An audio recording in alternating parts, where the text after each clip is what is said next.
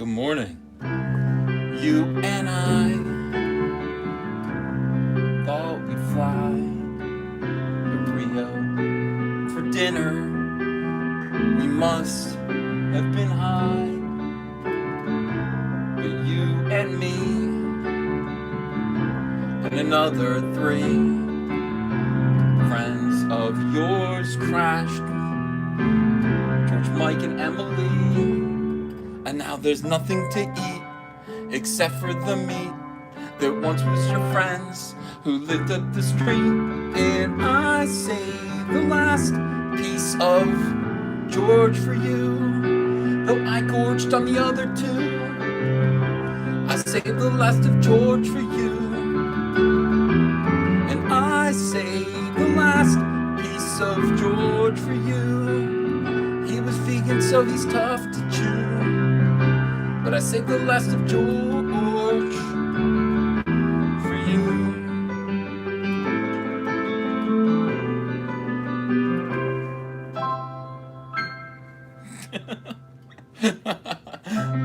You were so right the other night when we disagreed. If there'd still be room for Dwight. And now we'll make amends when our dinner date ends. But I gotta say, you got great taste in friends. And I saved the last piece of George for you, though I gorged on the other two. I saved the last of George for you. I saved the last piece of George for you, though I gorged on the other two. I saved the last of George for us. Good morning. Good morning, everyone. Welcome to Comic Artist Pro Secrets. I'm Ethan Van Sciver, your host, 25-year veteran of the comic book industry. The comic book industry. Yeah, we make things. We make comic books.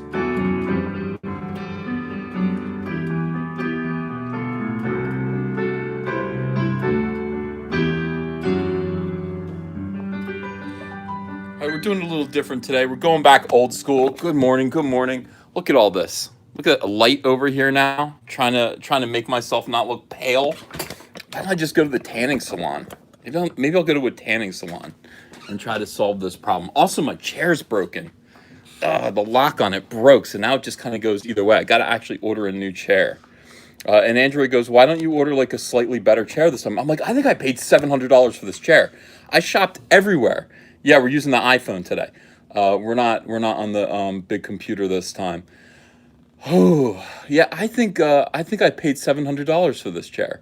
I think I had it in my mind that look, I'm going to be sitting in this thing all day long. I special ordered it, and therefore it needs to be an amazing, a throne, like a pilot seat. John Byrne has a World War II B-52 bomber chair. He's got like the chair from a B-52 bomber. Maybe even the one that dropped the bomb on Nagasaki. I don't know. He spent money for it. This was back in the days when comics were prosperous and people like John Byrne were making millions of dollars a year. And now you have to be in Comicsgate to make millions of dollars a year. That's what you have to do. You can't make that kind of money in mainstream comics anymore. Very rarely, on very rare occasions, can you do that. All right, what's going on, guys? Thank you so much for showing up. This is my church. Yeah, it's time to broken chair due to too much pie. I hope not. I hope it's not too because I had too much pie, but it could be. Billy Ritchie points out that it was a B-29 that dropped the bombs, not a B-52. Yeah. Fool Killer says not millions, but hundreds of thousands of dollars. Well, Fool Killer, you never know. I mean, if you do the same amount of books for Comicsgate as you do for mainstream comics, and you are successful, there is a nice opportunity to make seven figures in comics. You never know. Could happen. Livin's Flame says the stream isn't dead yet. What's wrong with EVS? I know. Well, this is easy. This is anyone can do this. You know, and this is the old school way of doing Comic Artist Pro Secrets. You know, instead of turning on the computer and inviting everyone in and then just having it be chaos, be utter chaos in the chat. This is nice and intimate, and this is the way that you want to wake up on a Sunday morning. You want to roll over and say, "Good morning, good morning, Comic Artist Pro Secrets. How are you?" And I'm like, "I'm fine. You want some coffee?" And you're like, "Yeah, I would." And I'd also like to know about Rose Tico and Lando and Movie Web. And what the hell is B. Alan Orange talking about? Well, B. Alan Orange, you know, I haven't even looked at this article yet. I just looked at Star Wars news. I'll be honest with you, I have not kept up with Star Wars news lately, much to my chagrin. Look at this. Would I wear this? Would I wear this? I don't know if I would wear that. What is that? Why is this ribbed for his pleasure? What is this? I don't know if I would wear this or not. Hi, Donkey Madness. I love these morning shows. I can finally catch them since I work evenings. I'm so glad. I'm so glad. So you guys would like a soy latte? Yeah, I don't know. And this is a soy jacket. Uh, yeah, I don't know. It would be too tight for pie, says Shinto Catch Up.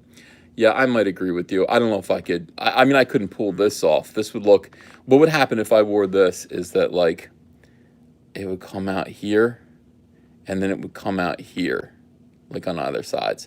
The fabric would pull right in here, right in this area. I don't think I could pull it off. I don't. This guy's face is makes me uncomfortable. I'm not sure why this makes me uncomfortable.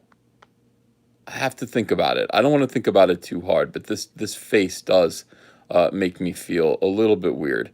Yeah, I have conflicted feelings about about this face. Star Wars 9, Leia and Lando reunion. Rose's mission and first act revealed. God, please don't make her wear this. Be Alan Orange. I know you're with me. Get her out of this costume. It looks so bad, dude.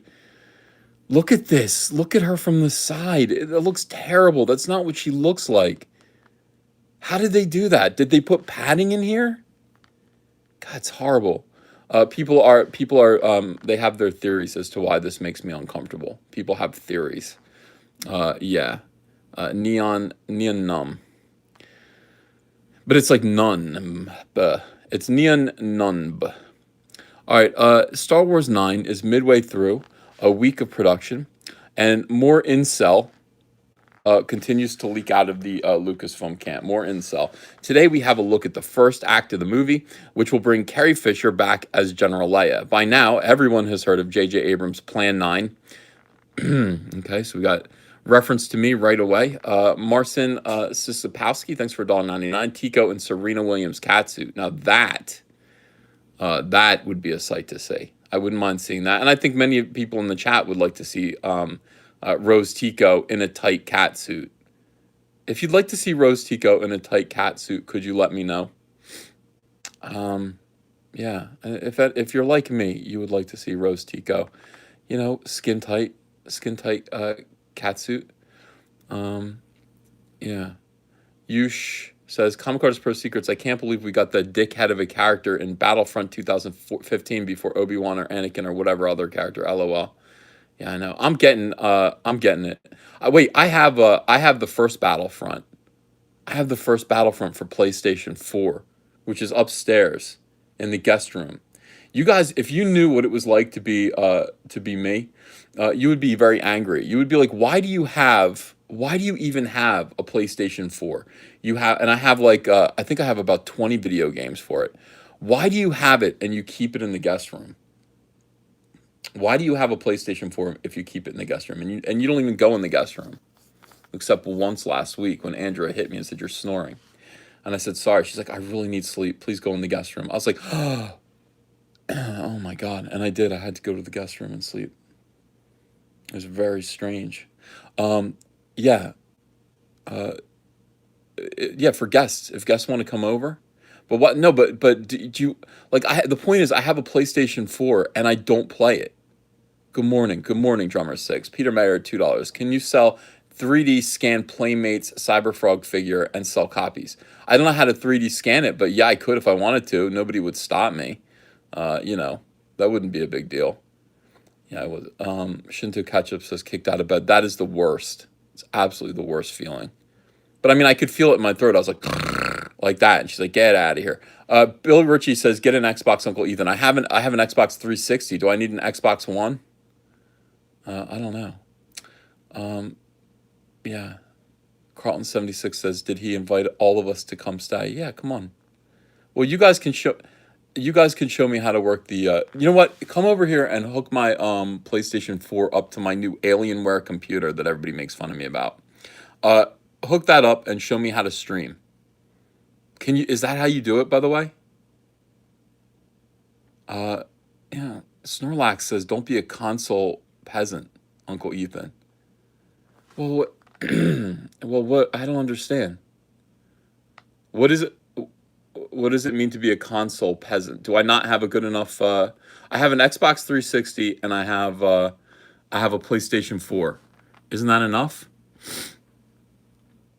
Use the new Alienware computer to game, Ethan. Where do I, excuse me, I don't understand. How can I put a video game in my Alienware PC? I don't get it. And then Lama Gigante says you have an 11-year-old around there somewhere. Kids are free tech support. Not Kaylee. Yeah. D's Nut says you have a gaming computer now, fool. I don't know. How do I know? Yeah, I mean, come on now. All right, let me ask you a question. First of all, before we get back to Roast Go, we will get back to Roast Go. All right, so I download Steam, and then I can buy games on Steam. Okay. Do I need? All right, wait a second. Do I buy a controller, like a controller that works for this, or can I use my PlayStation 4 controllers? Well, I don't want to play Minecraft. I've seen Minecraft. It looks boring as hell. The levels of boomerism. Take it back to Best Buy and ask them if they can put your PS4 into your PC. I'm not that dumb. I mean, I'm dumb, but I'm not that dumb. Well, wait a second. Why? Well, what's funny about this? Why are you guys laughing? So can I hook my? All right. Can I hook my?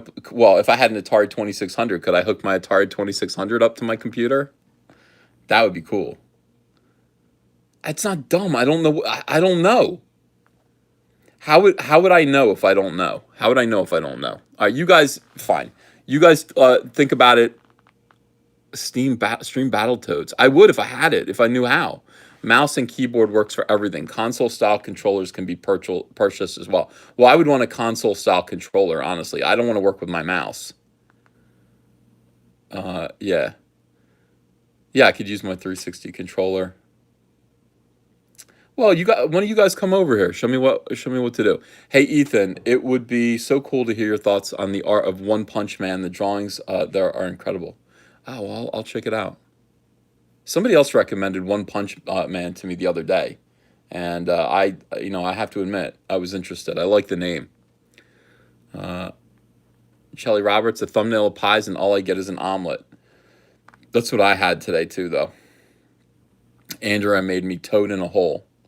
Toad in a hole. She goes, do you want toad in hole? She said, well, here's the thing. Andrea used to call it egg in frame. Basically, all it is you punch a hole out of a piece of toast, and then you poach an egg in it. And then, that, I get 3 of those with bacon, and that's my breakfast. And she called it egg in a frame, and I said, no, it's called toad in a hole. And she's like, toad in a hole? And I was like, yeah, well, that's what they call it in England. And she's like, why would anybody eat a toad in a hole? I was like, I don't know. I'm not sure, but it's called toad in a hole.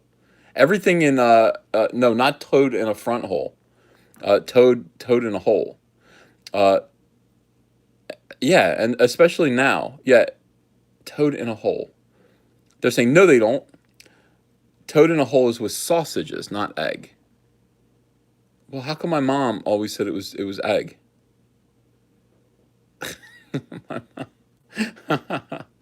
I had spotted dick. I did when I went to England. Well, explain Toad in the Hole to me. It's sausage and a Yorkshire pudding. Oh, I had to come back to England. I got to figure this out. Good morning, everyone. Good morning. This is how you need to wake up every morning, is just to come on into Comic Artist Pro Secrets. This is how it goes. Lama Giganti says, your mom is fake news. She is not. You take that back. What did the dick look like? Says Zero Depressive. It was basically a slab of very bland cake with some kind of cream on it, like ice cream or something. Maybe some berries. I don't really remember. It wasn't. It wasn't a big deal. It wasn't a big deal at all. You get spotted dick after a Toad in the Hole, says Nigel Rhodes. Yeah. Well, you would think. Yeah, that's right. For dessert, you would get the spotted dick after you had Toad in a Hole, because that's dessert. Absolutely. Mm-hmm. No, I'm not. Who is Ethan talking to? I'm talking to you guys. I'm talking to you guys in the chat. All right, listen, let's do this video. All right. By now, everyone has heard of J.J. Abrams' Plan 9, which will utilize unseen footage from both The Force Awakens and The Last Jedi to give fans one final Carrie Fisher performance. A big chunk of that footage will be shown off during the opening moments as Leia's main mission becomes immediately clear. Star Wars 9 is rumored to open with General Leia handing out mission orders to various members of her small band of resistance fighters. She is sending these individuals out to various star systems in a means to recruit more warriors, creating a new rebellion. Star Wars 9 will jump forward in time following the closing credits of The Last Jedi. It is believed to be roughly a year later. All right, so wow, how did... B. Alan Orange is informed. The first 15 or 20 minutes of the movie will allegedly be brushing off never before seen footage of Carrie Fisher from The Last Jedi. If we're to believe these latest rumors, Rian Johnson shot substantial footage of Leia talking about her allies in the Outer Rim. She orders Rose, Finn, and Poe, and many others recruited over the past year to head out to various star systems and bring back soldiers willing to fight against the ever-expanding First Order. Poe, Finn, and Chewbacca are sent to the Outer Rim. It is believed that recent set photos showing the trio on a mission are actually from these opening moments of the sequel. All right. So, by the way, Rian Johnson, how long would The Last Jedi have been? Rian Johnson cut out a lot of stuff. Pretty much Finn's entire performance was removed from The Last Jedi. Yeah, it's... My God, do we need a 4-hour extended version of The Last Jedi? That would be interesting. Poe, Finn, and Chewbacca are sent to the Outer Rim. They have a job to do. It's believed that recent set photos showing the trio on a mission are actually from these opening moments of the sequel. It's stated that the First Order has moved its headquarters to the unknown region. They're busy trying to rule that part of the galaxy as well. At this point in time, so far, nothing about Rose Tico. Let's scroll down. Here we go. All right, let's find out. This is not all pass. Watario Vids. You're gonna find out about what Rose Tico is up to in this movie, and that's all anybody here wants to know. Everybody here wants to know what Rose Tico is going to be doing in Star Wars Episode 9. I'm pretty sure. Rose will be on a special mission set up by General Leia. She won't be paling. She won't be. Is that paling? She won't be paling around with Finn this time, which is probably breaking the young girl's heart. See, I mean, B. Alan Orange is following that. That storyline, that romantic storyline. Rose cupped herself, Well, she went for it, she went for Finn. And Finn just kind of looked at her. I'll never forget that. I don't understand how Rian Johnson could have done it. Rian Johnson, Finn could have just kissed her back.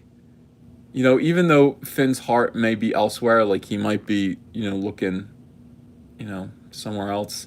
Who knows? He could have kissed her back. He could have been like James Bond. James Bond kisses all the women. Why couldn't he just kiss Rose Tico? Unless the implication is that Rose Tico is not a desirable woman. And that might be exactly what Rian Johnson was trying to say. Could be it. I mean, it's disturbing but true. All right. Instead, she will be saddled with Nien Nunb. Nien Nun. Is it Nun? How would you pronounce that? Oh my God. Are you kidding me? So this is real? This is a joke. He's got to be kidding me. He's joking. He's doing this to troll me. He's doing this to troll me. I just realized that. I made this joke like 4 videos ago. My 4 Star Wars videos ago, I showed, I opened a pack of cards looking for a Rose Tico card. 4 videos ago, you mother. And I saw, and I was like, I'm looking for a Rose Tico card. And I pulled out a Nia Num card and I went, there's Rose Tico. Oh no, that's not Rose Tico. And that was the joke. That these two people look the same. That was the whole joke. B. Alan Orange is completely making up this whole effing article. He's making up this entire article. Either that, or if he's telling the truth, then J.J. Abrams is the one who's actually trolling me. You gotta be kidding me. B. Alan Orange is your biggest fan. Just accept it and invite him on your stream. Anna Pressman says, B. Alan Orange, this is an open invitation for you to come on this stream. Drop me a line in my Twitter DMs. I want to talk to you. I want to know why you're doing this and what it's going to take to make you stop. This is crazy. I come here for the news, B. Alan Orange, and so do my listeners. B. Alan Orange, my listeners come here for the news. Why are you doing this to us? The fuck? Excuse my language. All right, let's read the rest of this garbage. The pair are sent to find an old friend of Leia's, General Lando Calrissian. Rose is ordered to bring Lando and Maz Kanata back to the Resistance home base so they can help the fight against the Supreme Leader Ren. Nia Num was Lando's co-pilot when the pair... Well, that makes sense. Wait a second. That makes sense. He might not be trolling me here. Because if they're going to find Lando, Nia Num would know where Lando might be. I think they're friends. They're at least co-pilots. When the pair destroyed the second Death Star in Return of the Jedi, it makes sense he'd be tasked with convincing his old friend to return to the fight. No, Peter Mayer, plot twist, B. Alan Orange is Ethan's split personality. No, not at all. Jay Taylor, $2. Do you think B. Alan Orange is trying to court you? I hadn't considered that. It is set up early on Star Wars 9 that Naomi Ackie's yet unnamed character and Chewbacca have spent the past year leading the charge to recruit new Resistance soldiers while gathering ships and supplies. Both Chewbacca and Ackie were spotted alongside Finn and Poe in recent set photos, so it looks like they've been sent to the Outer Rim as well. The opening... How does he know all this? He can't know all this. This has to be fake. This has to be fake news. The opening moments of Star Wars 9 will establish the Resistance's campaign to recruit the Hutts for their fight. The Hutts? The Hutts are reluctant to join at first because they know Leia as the Hutt Slayer. Her reputation for killing Jabba on his sailboat. This is pretty cool. Hold on a second. I like that. All right, so... Wait, so Princess Leia is going to... General Leia is going to send people down to talk to Rada the Hutt and say, hey, join us. We need a bunch of slugs. We need a bunch of fat slugs to help us fight. And then Rada the Hutt's going to be like, you killed my dad. And Princess Leia is going to say, what? Well, you know, he got me naked. He put me in a metal bikini. He had me all chained up. You know, I mean, your dad was controversial. You know, your dad, maybe she'll give him a speech. But she can't, I don't think footage like this exists. I think this will probably be someone else. So Poe and Finn are able, so Poe and Finn are going to do this. Poe and Finn are going to go convince the Hutts to join them in destroying the First Order, with the slug-like creatures providing supplies and soldiers. This means Star Wars 9 may very well give us some Hutt action with this slimy cartel going to battle. That could be very cool. I do agree. Beyond Orange, we're on the same page with this. This is pretty reassuring. Poe and Finn. I wonder, like, how cool would it be if Poe and Finn go to hang out with Rada the Hutt, and, like, he brings them girls in bikinis and stuff, and he, like, tries to, you know, he's, like, because he's an old-school mobster, he wants to show them a good time. You guys don't like this? You guys don't like the hot Hutt action? Jimmy Fakiro goes, your dad was problematic. Yeah, that's all they need to say. Your dad hated women. Your dad was a sexist, a bigot, and a homophobe. And that's why we choked him out. You know? That's why we choked him out. He was a sexist bigot and homophobe. That's Leia did what she had to do. She's an empowered woman. Uh, by the way, could Princess Leia really have choked Jabba the Hutt to death? Could she have done that? He was a big animal. She had one chain, and she's just a woman. I mean, she didn't have that kind of strength. Could one chain choke out a gigantic muscular slug? Like if you wrapped it around his neck. That always bothered me. I didn't really believe that was possible. Somebody said hut hut in the butt. She cut off his voice box, yeah. Lama Gigante says he was a squishy slug. Do you think so? Like, he didn't look squishy to me. He looked, what do you think it would feel like to touch Jabba the Hutt? Like, I always got the sense that it was more like kind of leathery, like maybe wet leather, but not like spongy slug material. If it was spongy slug material, she could pull like the chain and cut his head right off. But it didn't look like that's what it was. Yeah, he was a strong boy, says Plasma. It was like touching Cecil. Leather over Jello, says Maxwell Miller. Yeah. Yeah. I don't know. Does he have a skeleton? Or is he an invertebrate? He might have been an invertebrate because he had arms. I don't know. It's hard to say. No skeleton, says Maxwell Miller. He's an invertebrate. How do you guys know that? Was that actually said? He's an invertebrate? How does he have arms that work then? Jabba was just one giant scrotal sack, and that chain acted like a cuck ring. As sort of a skeleton. I will ask Pablo Hidalgo. I'm going to ask him right now. I've had enough of this. If you have questions, just go right to the source, and the source is Pablo Hidalgo, I think, All right, so let's write a note to Pablo. How do I do that? I'm going to go here. Pablo Hidalgo. And Pablo will probably answer me. He and I have had some conversations recently. Pablo Hidalgo. He's always got a stupid name. Pablo Hidalgo. On behalf of the Fandom Menace, that's us. Could we ask you this serious question?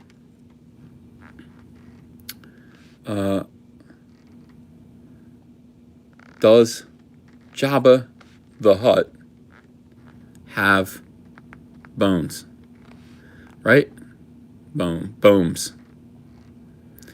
Does he have a skeleton?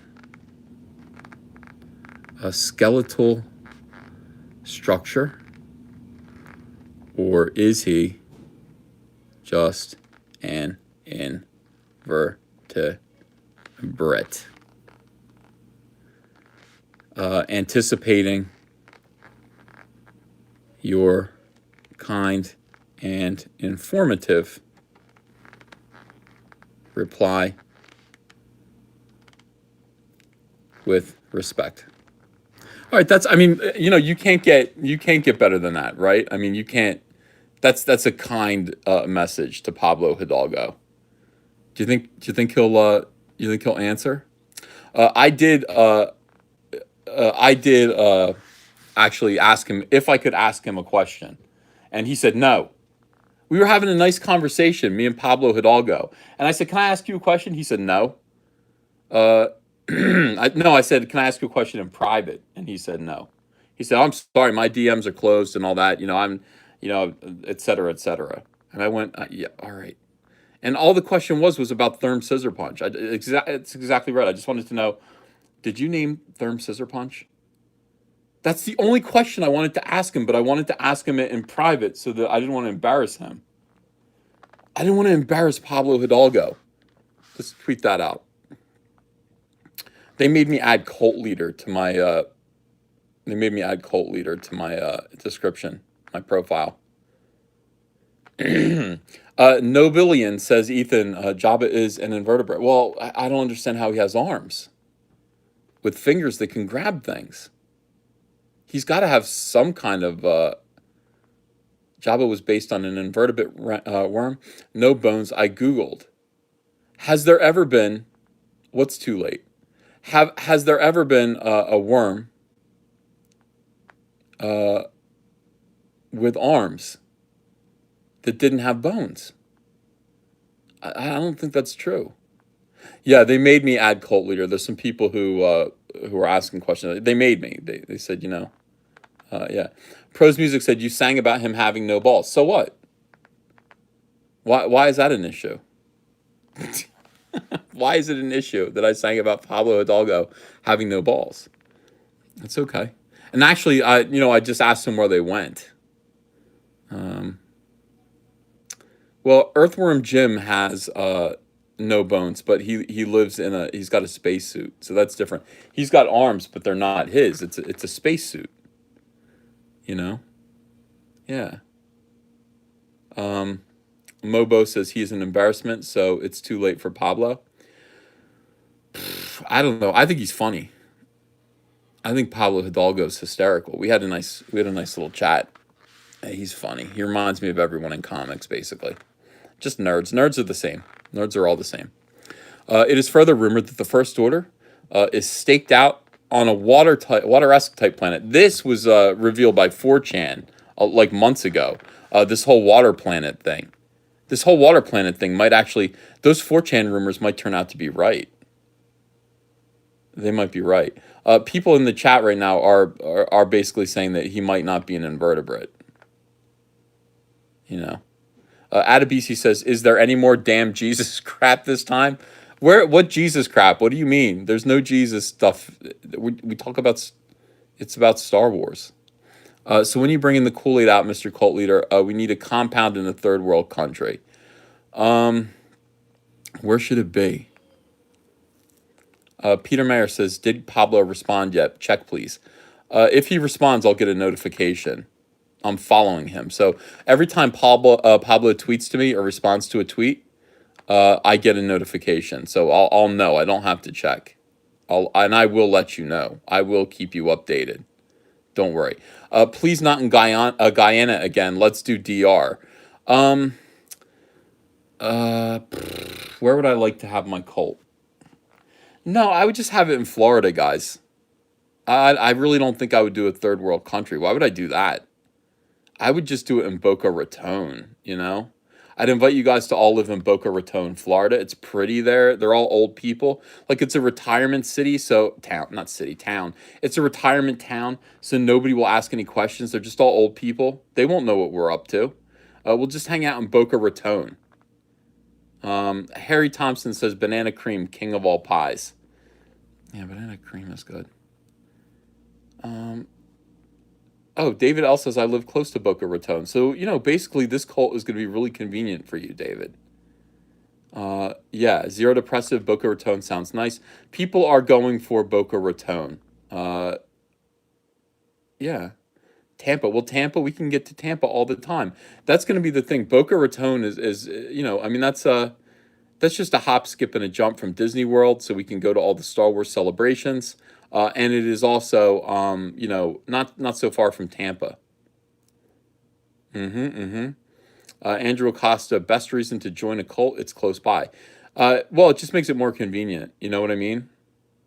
It just makes it easier. It's like, well, you want to join a cult? I don't know. What is it? What's a UFO cult? Well, how far will I have to drive? Not far. Not far. It's near your house. Oh, I'll think about it then. You know what I mean? So, Boca Raton. Eric M. Boyd says, living in Boca Raton, it all depends. Yeah, that's right. A lot of people wearing Depends. All right. Let's see.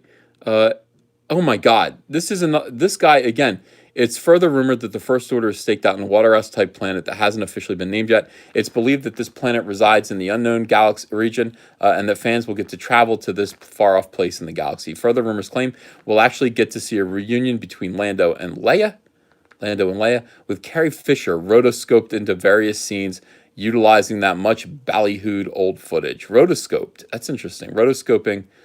Isn't that technology that the Fleischer brothers invented? to make Popeye like walk across the landscape. Shinto Ketchup says, I'm really getting behind this cult thing. Yeah. Albert Quirky says, by the way, your wiki page says you live in Florida. So they already know you have a cult. I lived in Florida, like I left Florida in 2007. And nobody ever updated my wiki. Least of all me. I'm not going to update my wiki. So I live in New Jersey now, but I'm willing to move back to Florida for the cult. That just seems like a pretty good reason. Taxes are I mean, there's no state income tax there. So that's another good thing. In New Jersey, forget it. You can't afford to run a cult in Marlton, New Jersey. You can't. You can't. It's too expensive. It's nice. Marlton, New Jersey, my town, voted the best city, the best town, best place to live in South Jersey. And it is. Everybody's coming here. They're just like, oh yeah, Marlton, really nice. Hasn't been completely destroyed and just made disgusting yet. Absolutely. But you can't have a cult here. You can't. It's too expensive. Taxes are too high. Joseph Citadino, wow, thanks for $20. That water planet was stated by that leak to be Rakata Prime, the planet of a dead race, where the first to use the dark side, and from which some say the Gungans and Darth Jar Jar are descended from. That's what I always thought. When they said this, Joseph, the original rumor, I went, oh, here comes Jar Jar. Here comes Jar Jar. Where they're descended from, though, because this is an entire water planet, from what I understand, and we know that where Jar Jar Binks lived, there was land. There were forests and everything. You just jump into a lake, and suddenly I mean, how many fathoms deep was that little lake? Wikipedia says huts have a spine, says Marcin Sizapowski. Thank you for $1.99. I'm going to wait and see what Pablo Hidalgo says. I appreciate Wikipedia, but I do think that Pablo Hidalgo is the person to ask about the huts and whether or not they have a spine. Joseph Citadino, $5. So in short, Ethan, look for Jar Jar as the Dark Master in Episode 9, Part 2. Do you really believe that? Because some people theorize that, and I wouldn't put it past J.J. Abrams to try to use this movie to fix these bad characters. Like, he's going to fix Rose Tico. He's going to fix Jar Jar Binks. I believe that is a possibility. And by the way, that's what I would do. If I were in this situation, I would completely do that. Cokeman says, Pablo doesn't even know, the poor fucking bastard. He knows. Pablo knows everything about Star Wars. Pablo knows everything about... It's his whole job. He's got to know. Broccoli Rob says he better fix everything he irresponsibly created. He didn't create those things. George Lucas created Jar Jar Binks, and George Lucas has yet to apologize for Jar Jar Binks. In fact, he doubled down on Jar Jar Binks. I miss Super Chats. I'll go back and get them. And Rose Tico was, of course, created by Roundhead Ryan Johnson. I don't want an apology for Rose Tico. I don't want any. Big Chap, thanks for £2. Have you got any games for PC yet? What GPU is in it? I don't know. What's a GPU? And no, I don't have any PC games.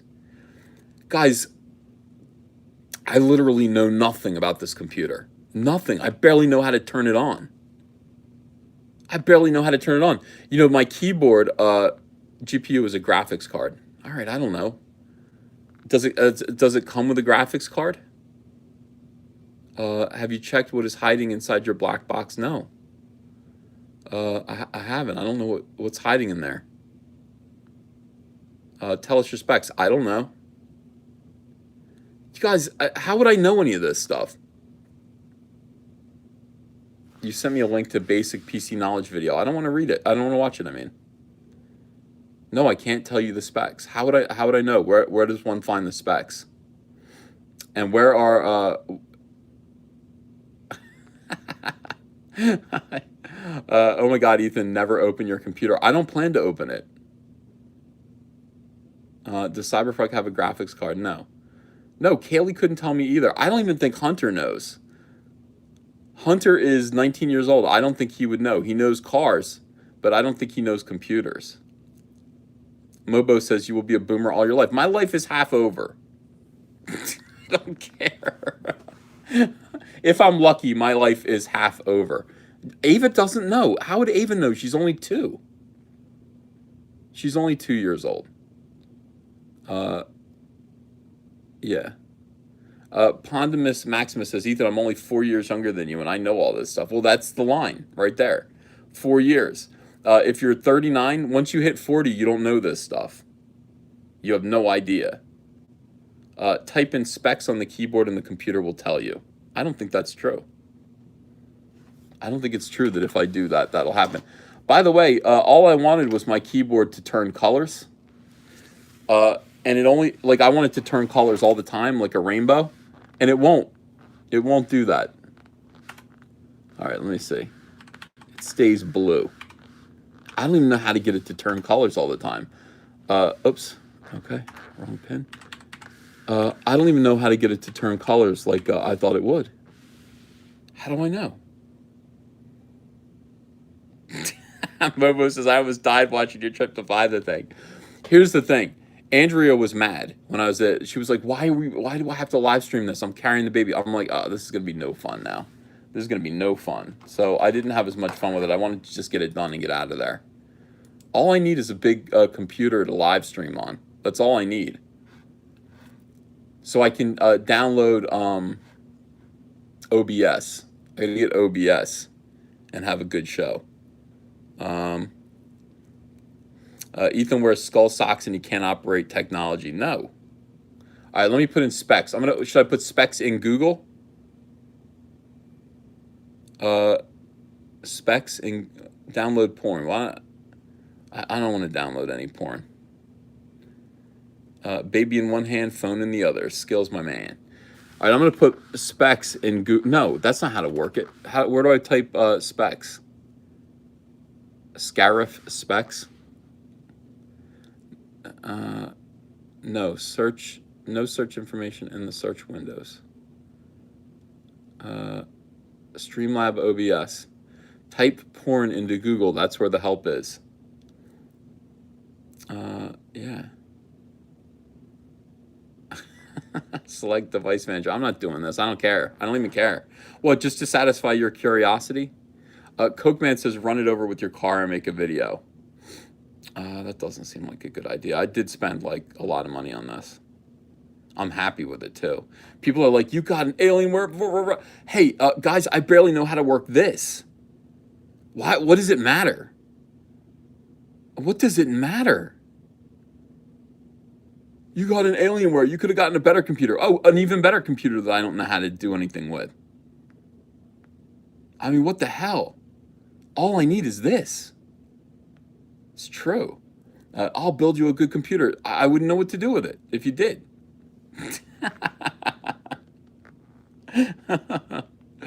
Oh my God. All right, yeah. Pondimus Maximus says the mic is good. Well, that's because I'm just doing this the normal way. I'm talking right into my phone, into the air. So I'm glad that it's nice. You guys are used to this. You guys are used to this channel sounding like this, and that's fine.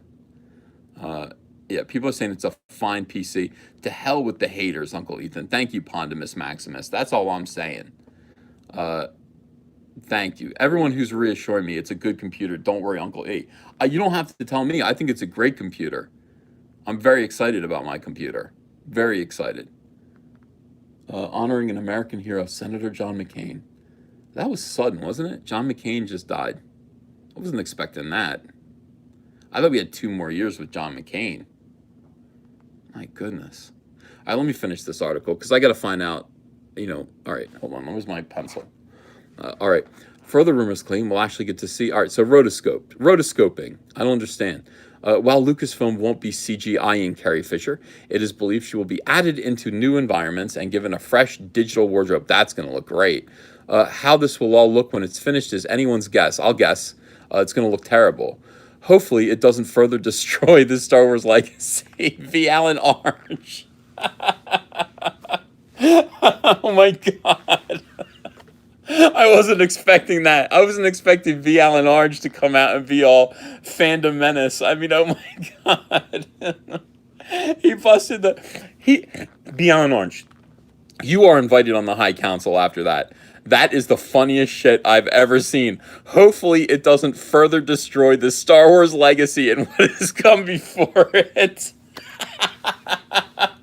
They're just gonna, hey, V. Alan Arch, they're just digitally putting clothes on Princess Leia. It might look bad, but I don't think it's gonna further destroy the Star Wars legacy. Oh my God, dude, you are hilarious. Jesus, if you're listening right now, thank you so much for that laugh. That was wonderful. Oh yeah, dude, you are totally a fandom menace. I'm so happy with MovieWeb right now. MovieWeb has now moved 1 inch up away from garbage tier. It is no longer necessarily garbage tier, Star Wars shill media. Joseph Citadino, thanks for $5. How would you feel about Tico being a Dark Force user and under Darth Jar Jar? Um, KMT wanted to be a Jedi, so why not do her one better and make her a Sith? Yeah, yeah, yeah. I actually that would be funny, and I would probably enjoy that. It would drive people nuts. I don't think people would. I think people would laugh. I don't know if they would actually like it though. I think people who would take it too seriously would be pissed off. I would think it was hilarious though. And at this point, you know what I mean? Like here's what it is. Here's what Star Wars is right now. Star Wars is like your brother's old hoopty that you buy off of him for like $150. And it's like an old Chevette. He drives it like a 72 Chevette and the floor's missing. And it's just a piece of and you paid $150 for it. You might as well drive that shit over the railroad tracks at like 90 miles an hour, just and try to get some air. You know what I mean? Just at least have fun with that thing until it falls apart. That's what Star Wars is right now. It's your brother's $150 hoopty 1972 Chevette with the floor missing. You just have fun with it. Rock it out, wreck it, and race it. There's nothing else to do. It's been destroyed. It's bombed out. It's bombed out. Just do what you want to do with it. And I would floor it. I put the pedal to the metal. I would be doing Darth Tico. I would be doing Darth Jar Jar. I would be doing all that kinds of stuff. A 69 Chevette. 69 Chevette. Yeah. I think it'd be awesome. I think it'd be totally awesome. Why am I hating? I'm not hating. I give up. I just give up. Joe M, $5. You can just read off the model number and we can look it up. Yeah, I guess I could. I guess I could do that. Joe Marone says, Hoopty, haven't heard that in forever. That's so Jersey. Yeah. There's nothing wrong with a Hoopty. This is Jersey. Hoopty means beat up old car. Beat up old car. An 84 Datsun. Yes.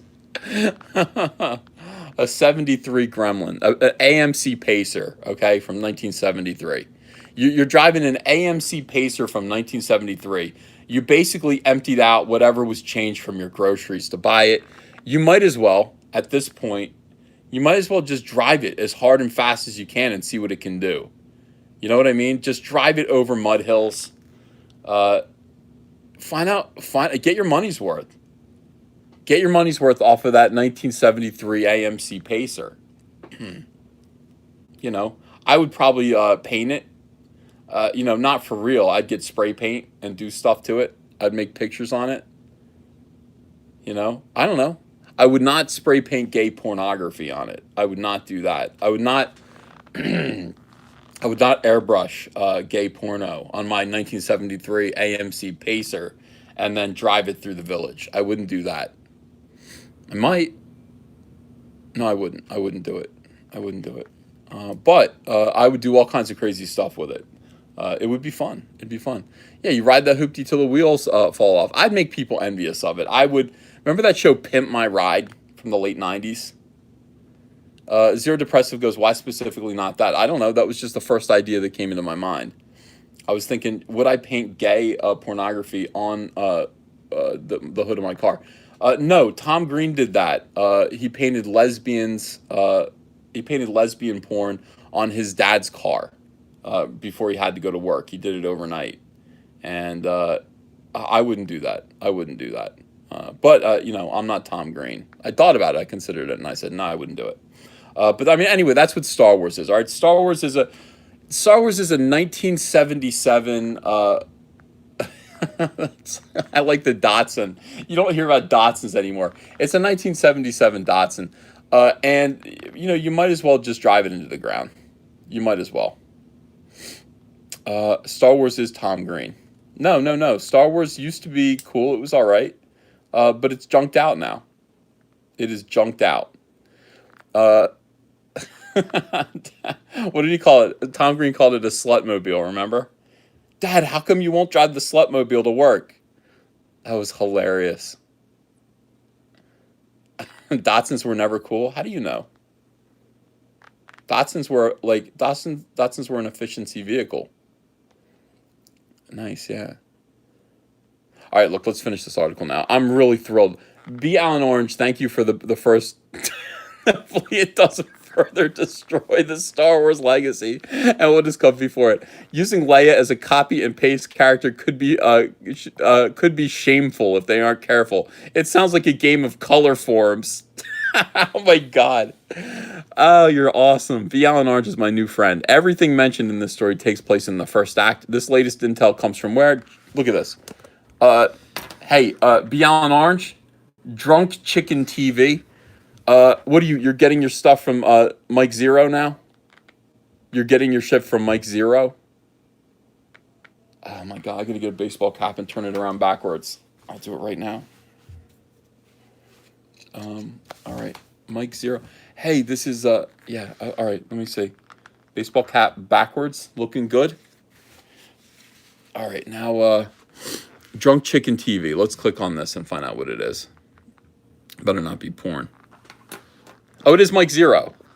Why does Drunk Chicken TV lead you to Mike Zero? Is Mike Zero a drunk chicken?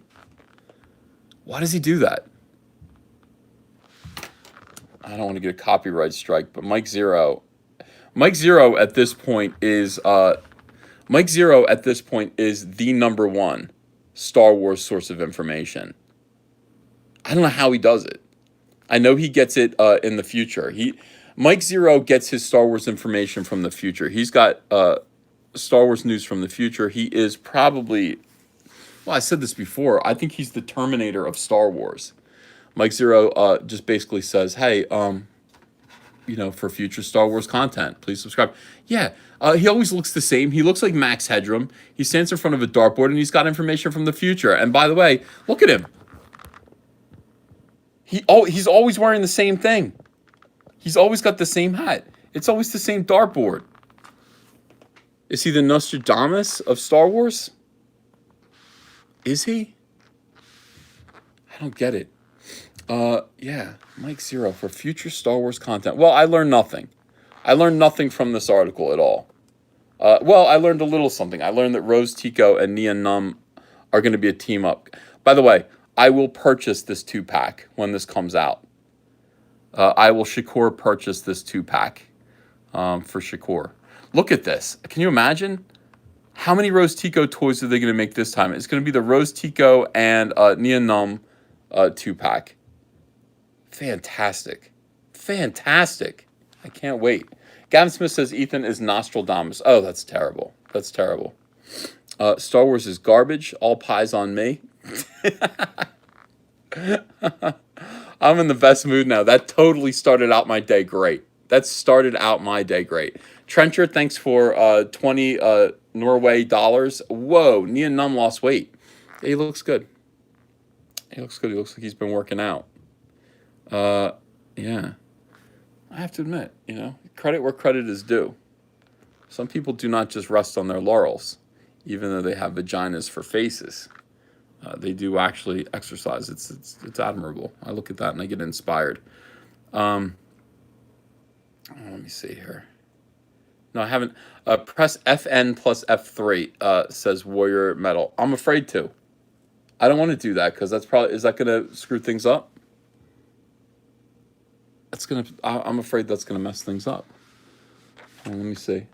Is that how to destroy your computer? If you press function and then F3, does that ruin your computer? No, not Control Alt Delete. Not Control Alt Delete. Alec Munoz, thanks for $1.99. Sexy time scene between Rose and Num. It's none, and there better be. There better be. That's the cost of a ticket right there. That is, yeah, absolutely. I don't have any games at all. No, I wish I did. Let me see here. I'm gonna go back and get this. All right. Pondimus Maximus, thanks for $4.99. Ethan, your proper spelling and punctuation brings tears to this fellow Gen Xer subscriber. Yeah, well, it's important to me, Pondimus. I know that it's not important to anyone else, but it still is important to me that I have proper punctuation and spelling. I do write nice letters to people. Mark C, $2. Jabba has a spine. Jeff Lemire does not. Jeff Lemire has a spine. Jeff Lemire is standing up to Comicsgate. I like that. Jeff Lemire is a comic book writer. If you guys don't know this, he writes for DC Comics. Comicsgate is a small, scrappy group of comic book professionals, and you guys are some of the some of you in the chat I think are probably Comicsgate, even though we're talking about Star Wars right now. And Jeff Lemire, who represents the big two, has decided to squash Comicsgate. He says it's time to stand up to Comicsgate. So Comicsgate is like me. It's Mitch Breitweiser. It's Mike S. Miller. It's Donald DeLay. It's Antonio Bryce. It's Nasser Rabadi. Who else is in Comicsgate? Doug TenNapel. Change the color of the keyboard. Function +3, says Warrior Metal. Is that true? I'll do it, but I hope it doesn't. I'll do it. I hope you wouldn't let me down. Function F3. It worked. All right, thank you. I appreciate that. That's great. That was great news. Now it's like rotating colors. Is it going to stay that way? Like when I... Yeah, that was good news. Thank you so much. I wish that you had told me what it would do. It didn't blow it up. It didn't explode. Yeah, Brett, Tim, Elizabeth, thank you. Big list of Comicsgate. So we're still not that many people. I mean, just a handful of people who are saying, "Hey, mainstream comics is no longer a place where we can work because SJWs have driven us out. They're making it difficult for us to get employed. Wherever we go, they call us Nazis. We're just Republicans, So we have to build our own means of doing comics. We're going to do it over here." And brave Jeff Lemire, brave Jeff Lemire, has stood up to us. He said it's time for the comic book industry to stand up and squash these guys. Stand up to them. Be brave. How about 10,000 comics and people in the comic book industry stand up to the dozen or so of us that are trying in a scrappy way to build a new mini industry so that our families can get fed. Squash us out, Jeff Lemire. It's your duty. Jeff Lemire, stand up to our menace. Stand up to our threat. Absolutely crazy. Absolutely crazy. I don't know what's wrong with these people. I think they're all scared. The only explanation that I can find, they're either like the bullies of the biggest magnitude, like they're huge asshole bullies, or they're genuinely terrified. And I don't know which one it is. I'd hate to flatter myself unjustly and say, hey, they're really afraid because they see what you're doing and they think it might work and it might be effective. And then they're going to have to, reconsider some of their own attitudes. I mean, if I were to flatter myself, that's what I would think is going on. But I can't think that. I can't allow myself to think that. I just have to think they're rude. They're bullies. They're liars. And I don't understand. They're politically butthurt. And they are out to crush a tiny little movement that is making it possible for independence to be profitable. Jeff Lemire, stand up! It's time to stand up.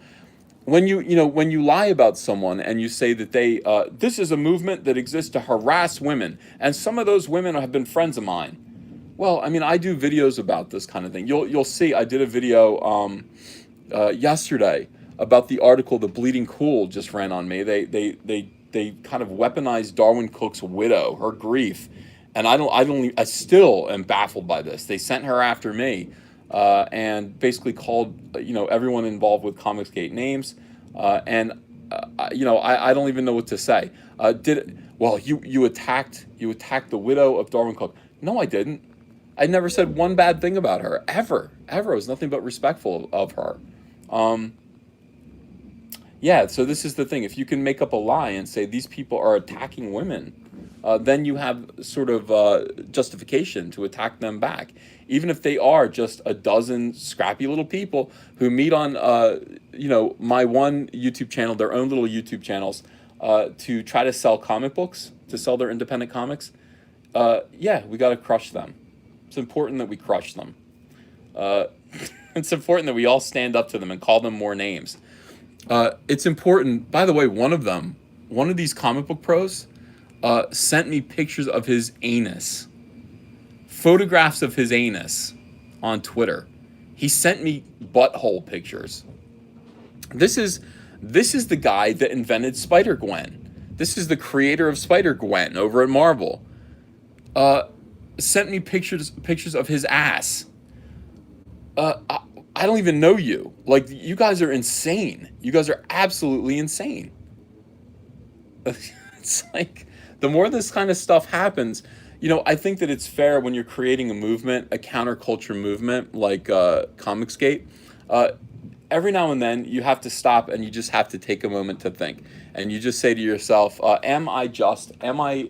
Is this right? Am I fair? Am I on the right side of things? Am I in the right side of things? Because I don't want to be a villain. I want to be on the right side of things. I want to have a good reason for what I'm doing. I want there to be good end results. I want, if I cause change to happen, I want it to be positive change. So I need to be able to justify everything that I do. And I feel like I do justify everything that I do. I feel like, if you ask me about Comicsgate, hey, look at me just spouting off at the mouth about Comicsgate. I'm passionate about it. If you ask me about it, I'm going to talk about it. I can sell Comicsgate the way a housewife sold Tupperware in the 1950s. It's important to me. It's important to me. It means something to me. I believe in this product. So I have to make sure that I'm just. But you want to stop for a minute. You want to take a minute and think, are they right? Are they right about us? Well, they're saying it with such passion and fervor and weirdness. Are they right? And that's, you have those questions in your mind only up to the point where they start sending you pictures of their rectum. When they start sending you the photographs of their butthole, that's when you start to go, no, they're fucking crazy, and I am right. I am on the right side of history. They are sick weirdos, and everything that I say about them is completely justified, completely accurate. That's just the way it is. Big Chap, thanks for £2. Nia Num, jaws, shark eyes, and meat curtain cheeks. That's exactly what he looks like to me. Look at those shark eyes. He's an unlovable man. Nia Num is unlovable. Like, how could you love this thing? Look, he's got a pile. Look, he's Amelia Earhart. He's a vagina with Amelia Earhart's hat on. That's basically Nia Num. Enjoy that. Enjoy looking at him. He's very upsetting. Very upsetting. Yeah. Marcin Sapowski, thanks for $4.99. In communism, independent industry is not allowed. The reason they hate us. Is that what it is? I mean, but I mean, look, we're not in their way. See, that's the thing that kills me about this. It's like, we're not even in their way. You can do what you can go through your life as a comic book professional and completely ignore Comicsgate. It isn't hard. We're not in your way. I mean, we'll criticize your comics because, well, I won't, because I don't really read your comics and I don't care. But I mean, they will, because that's what they do. I mean, they're comic book critics, and it only goes to serve and guide the comics that they're trying to make. But other than that, I mean, everybody criticizes comics. We're not in your way. We are unnoticed. We would go unnoticed if one were so inclined. Hold on, let me glug.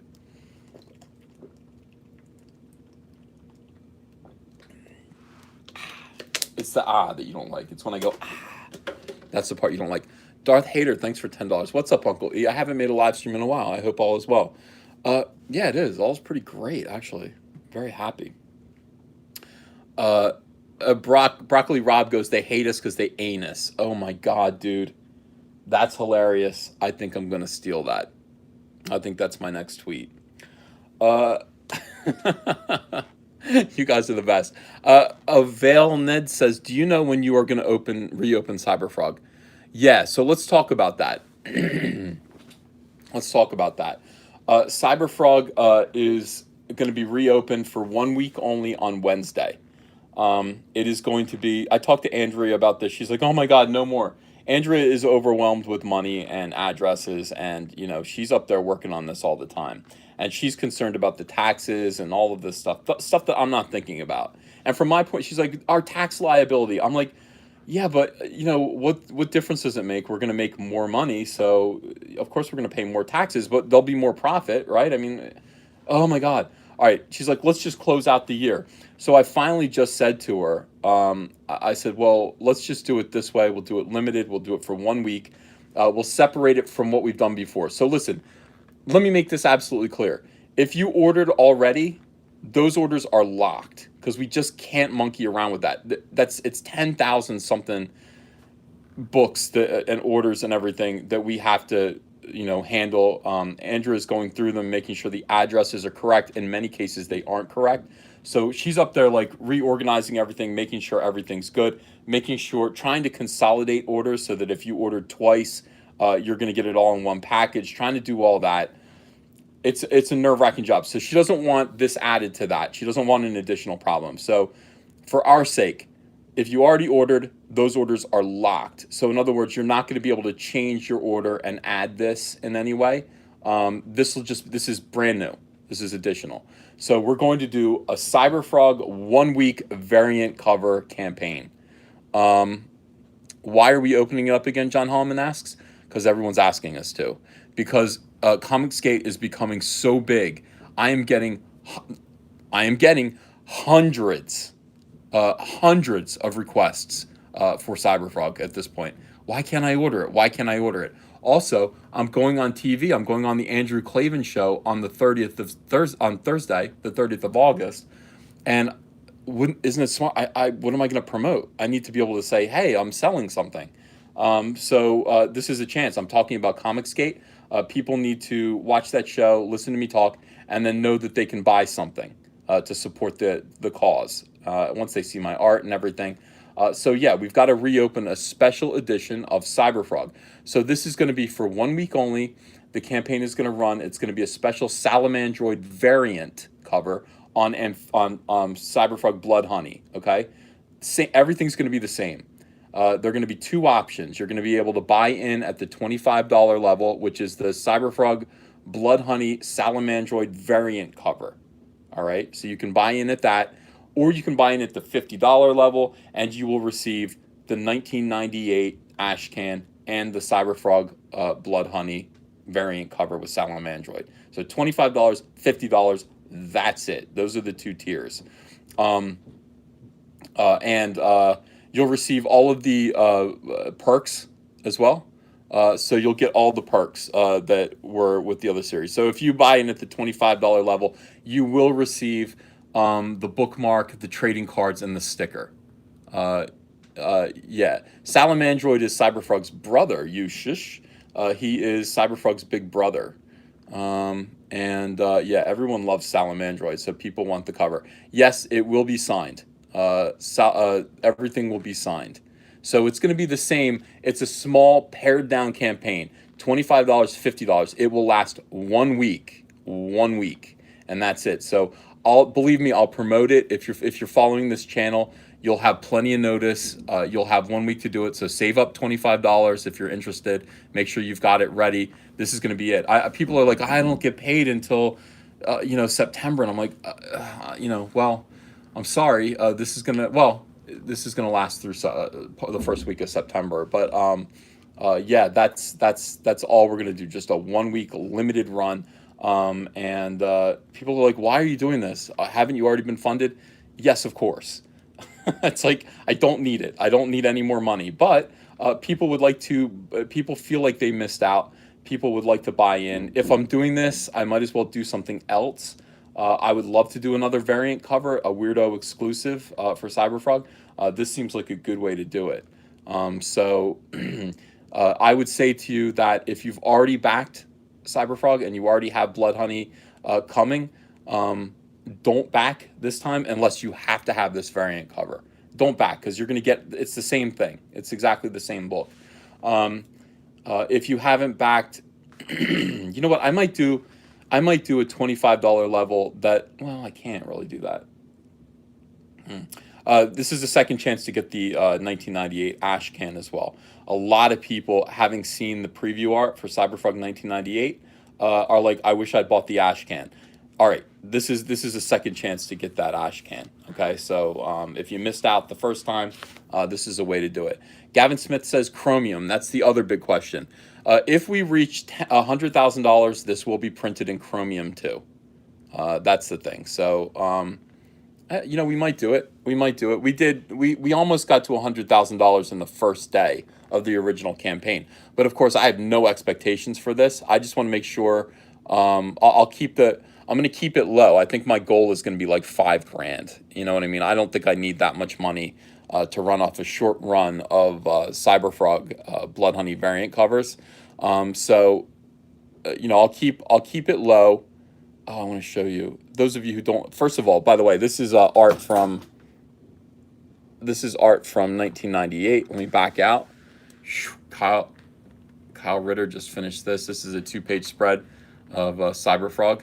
That's the Ashcan. This is from 1998. The artwork is hot. Andrea looked at this and she was just like, "Did you draw the background or did Kyle drop that in?" I'm like, "You're married to me. She's like, "That's really good." I'm like, "Don't." Yeah, I drew that. She's like, "You did?" I'm like, "I'm your husband. I'm a good drawer. You married a good drawer." And she's like, "Oh my God." Like, she didn't understand. She's like, "I didn't know you could do that." Yeah, I can do that. I'm pretty good. I'm a pretty good comic book artist. That's one thing that you can say. That's one thing that I feel good about saying about myself. Pretty good comic book drawer. Yeah, I really did draw that. Ethan, am a good drawer. She's like, "You didn't like take a photograph and lay that in?" No, I hand drew that. This is actually just 2-point perspective. This is fake 3-point perspective. The one vanishing point is way up here off the page, as you can see. It scallops out like this, and then there is another vanishing point down here, right around here somewhere. And that's what it is. And then the rest of it is just kind of,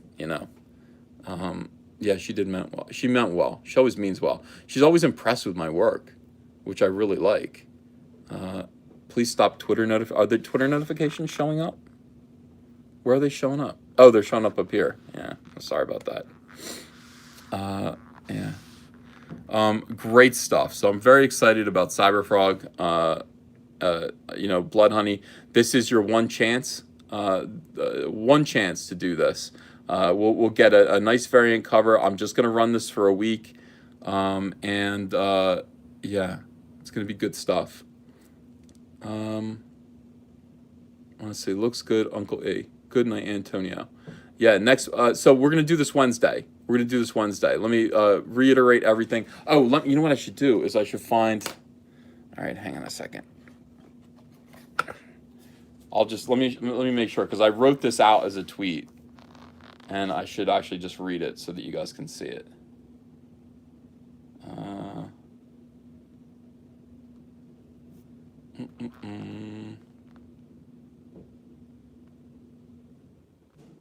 And people were asking for this a lot. People keep sending me pictures of pies and trying to tempt me with pie. Yeah, I don't want to be tempted with pie. Okay, here it is. So we've worked out. Zach is going nuts today. We've worked out the details for the extra week of funding for Cyberfrog Blood Honey. It'll launch Wednesday, the 29th of August. It'll last for only 1 week. It'll be a brand new campaign with a brand new variant cover for the main book. Same 1998 Ashcan and perks. All right, so I think that's the official thing. Wednesday, the 29th, it'll run for 1 week. And it's going to be a brand new campaign. So don't worry about going to the old page. The old page is irrelevant. We're going to make a new page up. It's going to look just like the old page, really. But it's going to be a new page, new campaign that's going to start at $0. I'm going to have a limit of, I'm only looking for $5,000, I think, for funding. And if it gets to 100,000 within a week, then we will print it on Chromium. Otherwise, it'll just be a regular cover. Yeah. So I hope you guys are happy with that. I think that's pretty cool. I'm excited about it. I'm excited about another quick little campaign. The other thing about this that's great is that when we're running campaigns, when we're running these Indiegogo campaigns, the SJWs shut up. They go away. They don't want to mess with us when we're running campaigns because they know it's just like they sell books for us. They sell books for us. Chris Chambers says, "I want Chromium." I think there's a good chance, Chris, that we'll get there. I mean, there's a good chance that we'll get there because we got to 94,000 the first day of the last thing. But then on the other hand, we had bigger tiers. Like there were $1,000 tiers and stuff that you could back. We might get there. We might get to 100,000 in the course of a week. We might. There's a lot of enthusiasm for this, and I'll just leave that up to you guys. I'll leave it up to you guys. But if we do get there, I will make that happen. In any case, it's going to be a nice variant cover, and it will have all of the perks. Okay, all of the perks. We can do it. Will Cyberfrog have SJW tiers? No. I don't. I don't even care. Like these people. I don't know if they're crying. I don't know if they have tears over this. I think they have rage. I think they're mean. These are mean people. They're just mean. The idea that little Jeff Lemire would write that article saying, "Hey, we've got to stand up to Comicsgate," is just so lacking empathy, and it's just so stupid. I would like to talk to these people, but they don't want to talk to you. They are stuck in their ideas of who you are. Bill Sienkiewicz had a nice talk with me though. Bill Sienkiewicz is an adult, and he's old enough and experienced enough that he's just like, well, I don't give a f, like I'll talk to you, I'll tell you what I think. But I mean, it's like these younger guys, they're so militant, and they don't really understand what it is that they're talking about. They're just kind of angry, and they need a cause. They need somebody to fight. SJWs need somebody to call evil. Latest Night, $2. Thank you. Rest in peace, John McCain. War. Yeah, I was not a fan of John McCain's. Honestly, I'm not celebrating John McCain's death. Obviously, rest in peace. I mean, he was a hero and he served his country. But John McCain, towards the end of his life, it got really weird, and he was standing in the way of actual progress happening here. With this presidency, I don't know why he constantly stabbed the Republican Party in the back. I resent it. So rest in peace. Well hung and dung. £5. Good. A Doug free stream. If I wanted to be preached to, I'd go to church. And if I wanted to hear boomer men bickering, I'd go to a sports bar at 1 a.m. Yeah. Well, here's the thing. After last night's stream was no fun. I was talking to Andrea. I said last night's stream was absolutely no fun. At some point, people are coming in. I want to talk about Comicsgate. I want to talk about politics within comics, and I want to talk about our plans. I want to talk about our comics, but I don't want to talk. And I do want to have kind of a little soap opera thing going on for fun and entertainment. But last night was no fun. Last night got weird and awkward and uncomfortable. And I just thought that's not what my channel is supposed to be. My channel is supposed to be making fun of Star Wars, playing my piano, talking about Cyberpunk, talking about Comicsgate, all that stuff. I don't want to. I never want to be in a situation where somebody is making me feel bad while I'm live streaming. And last night was like super heavy, awful vibes. So no, let's get back to this. Let's get back to basics again. Jedi Knight and his friend to Captain Solo. Thanks for $2. Resistance trailer, 10K likes. George Lucas comment, 11K. Wow, how about that? Yeah, people don't like that Resistance trailer. They don't like that Resistance trailer. Coffee's Hunter says last couple of streams have been really odd and awkward. Yeah, I last night's stream was a bummer. I know, you're right. I mean, yeah, it's just no. That's not what this is. Like, Phil says you fake getting sleepy. No, I was falling asleep at my microphone. We'd been streaming for 4.5 hours or something like that. It's enough. It's just enough. Let's see. Hey, Ethan, could that Cyberfrog with the building in the background also be done with 1 point? No, not really. You just have to stabilize. You could fake it with 1 point, I suppose. But you really do have to stabilize the other vective. I mean, you can't vector. You can't you can't just say, hey, it's a, you can't just have lines fanning out and then none coming in any other direction. I don't think it would really work that well. Um, Jay Taylor, thanks for $5. McCain is burning in hell right now. He served the populists who profit from perpetual war, not America. Woo, woo, lad. All right. Well, I mean, that's how a lot of people feel. I don't know. It's like I think I have strong feelings about it, but I don't want to express them. You know. Brian Childress says, I thought Micah Curtis's stream was great. Thank you. I was feeling pretty good on Micah Curtis. I think Micah Curtis is a good broadcaster and a good guy. So he said, hey, will you come on for my 2-year anniversary? And I was like, hell yeah, just send me the link. Absolutely. And that's the thing. Like, Comicsgate should be like that. Where we just kind of all make appearances on each other's channels and stuff and just have fun. Carlton76, $5. Will you be doing the Salamandroid cover with the Salamandroid sketch? That I can't do. I don't think I can do that. And it's a shame. I think if I did do those, I'd probably make the $100,000 very quickly. But I don't think I'm going to be doing Salamandroid. Well, I don't know. What do you guys think? I'm going to ask the chat. We got 823 people in here. Do you want me to do... No, I'm just going to ask this way. Yes or no? If you are planning, and only answer if you're going to plan. If you're going to back me on the new campaign, if you're going to buy a copy of Cyberfrog Blood Honey with the Salamandroid variant, would you like me to offer you a sketch cover, like a little Salamandroid head sketch on the cover for $100, like the first round? So yes or no? And start going now. Yes, do it. Yes. No. There's one no. When you say yes, that means you're going to buy it. So you know what I mean? Don't say yes if you're not going to actually buy it. Only if you move it to September. I can't. I got it. Yeah. No. Yes. Yeah. All right. Most people are saying yes. There are a few no's. I appreciate the no's. I want the honesty there. No need.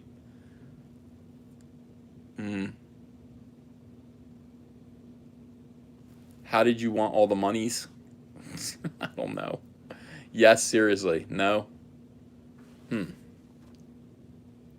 Stop adding new shit, says Nerf Clacks.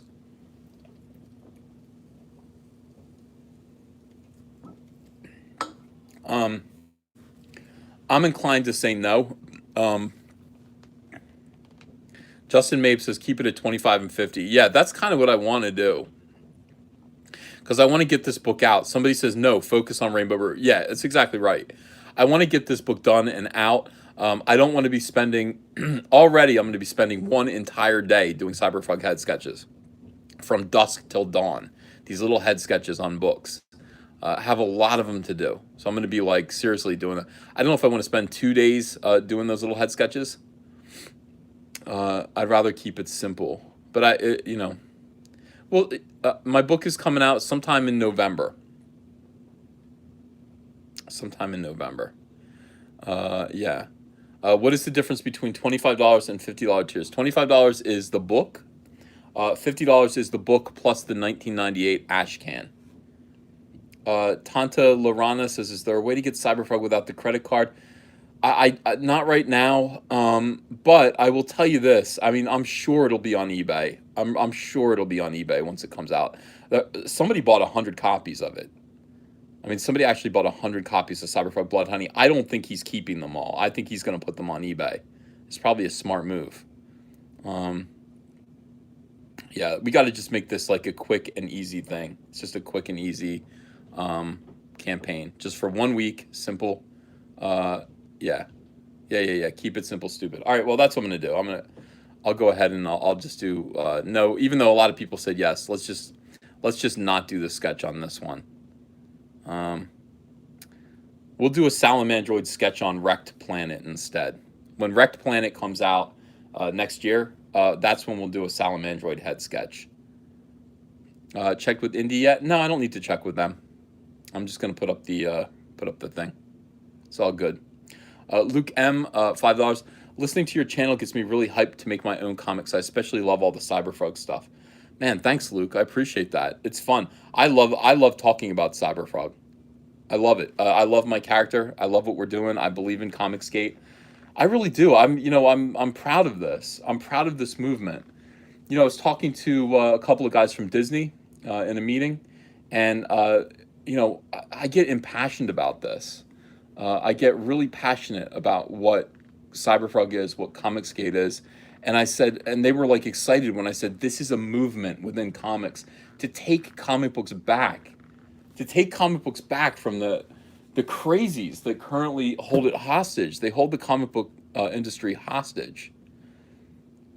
I mean, and it's just an exciting opportunity for independent voices, for creators. It's punk rock, it's rock and roll, it's creative, it's so non-corporate. It's just free. It's free blue sky everywhere. It's exciting.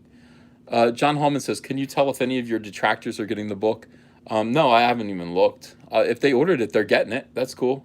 Thank you for your support. I'm sure that some people would. People have to get it to bash it. They're hoping to get it to roast it. They're in for it because this is an excellent comic. I'm not even worried about it at all. I'll show this to my biggest enemy. I'll show this comic book to my biggest enemy and they'll fucking love it. They will love it.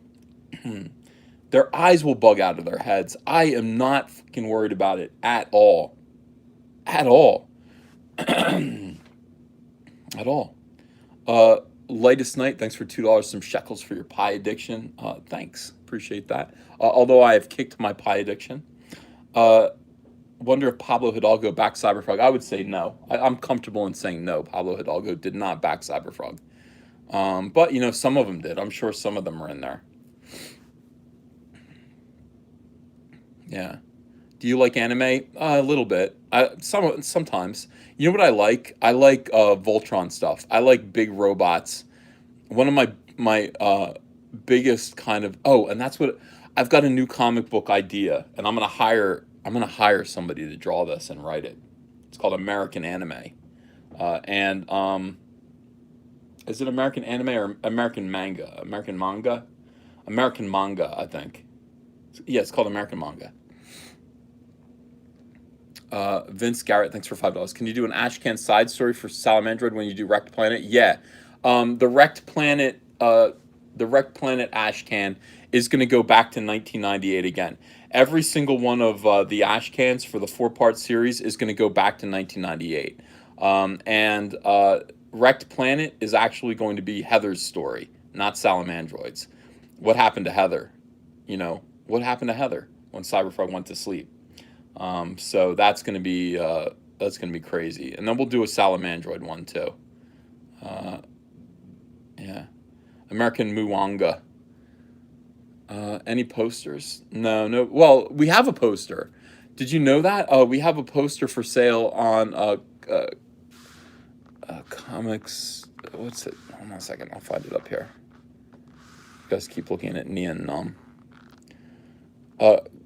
Crypto Fashion has a fantastic poster. I've got a copy of it.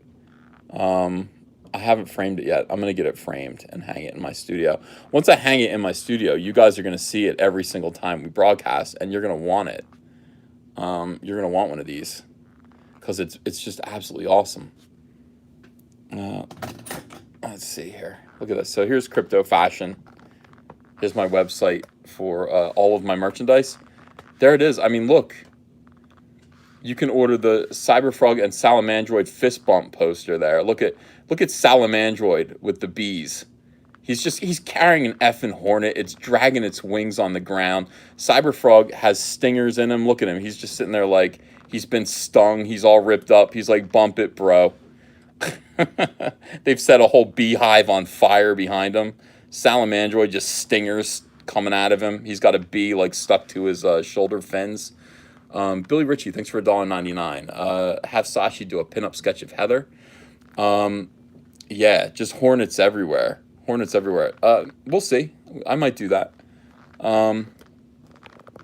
So yeah, this poster is on Crypto Fashion. Just look up Crypto Fashion and you'll find the website. Salamandroid, you could look up Crypto Fashion Cyberfrog and you'll find this pretty quickly. This poster is huge. It's like a big poster. And I think you will like it. I still like looking at it. The colors are gorgeous, and it's so effing badass. Look at Salamandroid. Damn. Tales of Gore says hornets don't make honey, Ethan. No, no, they don't. They don't make honey. But these are aliens. They're not real. I call them hornets for short, but they're called vespis. They're the vespis. Vesbiz. That's what the alien species is, and they do make honey from human blood. Um, you know, so what is Cyberfrog about? So this is Cyberfrog. This is his brother Salamandroid. They're twins, even though they don't look it. They're not identical twins, but they were a twin fetal mass that was sent to planet Earth. They were meant to look like human beings. They were meant to be superhero human beings to save the Earth from this incoming pestilence, alien invasion of these bees called the Vespes. That's what they were meant to prevent. And then these bees showed up, and they absolutely conquered the world. Yeah, it looks like Vespis, but it's spelled Vyzpzz. That's how Vespis is spelled. Yeah, Vyzpzz. Yeah, and that's the name of the alien race. Right. Yeah, yeah. Not Vespis like the scooter, although I think Vespa might be named after a species of wasp. Yeah, yeah, yeah. Broccoli Rob's got it. That's how to spell it. So that's the alien species of wasp that comes to the Earth. They basically what they do is they come and they pollinate human beings. They basically they'll stick their proboscis down your throat, and they'll change your blood. They'll chemically change your blood to honey. And once it takes 3 days, and once your blood becomes honey, you die. They come back and feast on you, and they use your body. They chew up your body and bones, and use it for paper. They turn it into paper. They've papered over all of the whole world. Essentially, it's a gigantic invasion, papered over with dried out human remains, and only a few human beings have survived. Cyberfrog was stung when they invaded, and he was put into life-preserving hibernation. This was back in 1998 when the invasion happened. He wakes up in 2018, 20 years later, to planet Earth that has been completely dominated by these bees. It's just been completely taken over, okay? So him and Salamandroid has been awake this whole time, and he's used to fighting these things. Cyberfrog is just, he's going to have to learn real quick how to do it. Salamandroid is like a tank. I mean, he's super strong. He's quick. He's not as quick as Cyberfrog, but I mean, he obviously he can take a beating. All right, he can take a beating. He's not as smart as Cyberfrog. Cyberfrog is super smart. He's super strong. He can bench press 4 pounds with his arms. He can leg press like 80 tons. I mean, he get 4 tons with his arms. He can lift a car essentially, and he can leg press like 80 tons. His legs are super strong. He can jump real far. He's got a tongue that can reach out and grab you and bring you closer to him, like a frog. And his body, when the mothership that brought them to Earth is online, it can anticipate any danger and threat and change their armor, give them guns, give them weapons, give them better gear to handle any threat. But the mothership is offline. The bees took it down. So now they just have to fight with whatever they have, which is why they can get stung pretty easy and all of that stuff. Risky analysis, $2. Are the Vespis a foe of Chelsin's Aslan people? Not really a foe. It's kind of like saying to them, they're just aware that this plague is visiting planets and destroying entire worlds. Aslan's already defeated them. I got to change the name of the planet Aslan. I will change that. But Aslan's already defeated them. They know how to do it.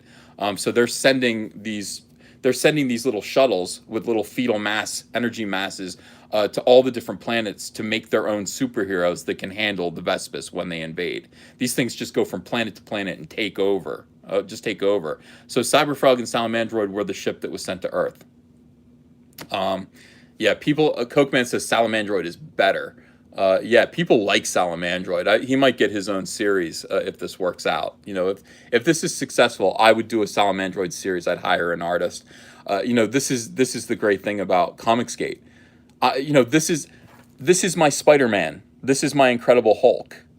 This is I'm Stan Lee in 1961. I mean, that's the amazing thing about this. We can take this anywhere we want. We can take this anywhere we want.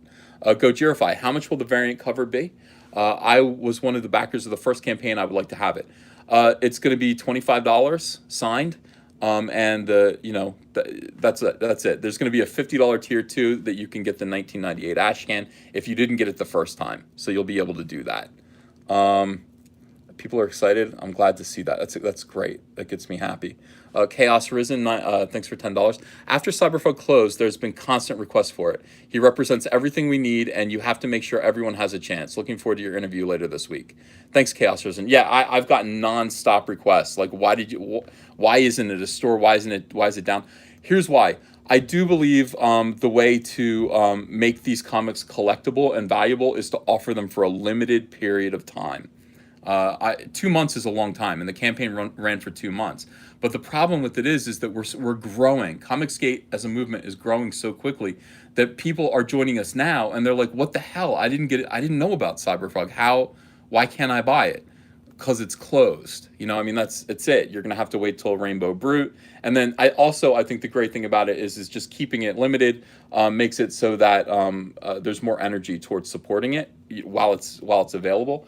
So we are going to we're going to launch it again. We're going to open it up a new version of it just for a week, just for 1 week, and hopefully you guys, if you didn't get on board this time, you'll be able to get on board. Or last time you'll be able to get on board this time. The Pee-wee, thanks for $1.99. This is looking super jacked. Good job, A. Thank you. I love it. I'm very, very happy about this book. Let's see. Yeah. And a week is pretty good. Again, it's a limited cover. Jaded Fan says, will you consider digital copies in the future? Yes. Yeah, I want to sell this book. Again, I'm trying to make a lot of money. So I want to sell this as many different ways as I can. This is the premiere. Okay, it's like, so the way I look at it, selling comics in the, kind of cucked out, current market, and the current market sucks. You have to create demand for these things. Marvel and DC are over shipping comics that nobody wants, and that's the problem.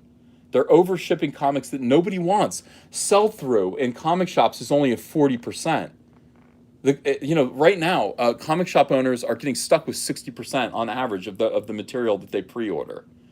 That's not sustainable. That's just not sustainable. There's no profit in that. Liam, thanks for $2. Circumvent the demand need via digital option. Well, we'll get to that. So here's my attitude about this. My attitude is the way to sell comics is to make them huge special events.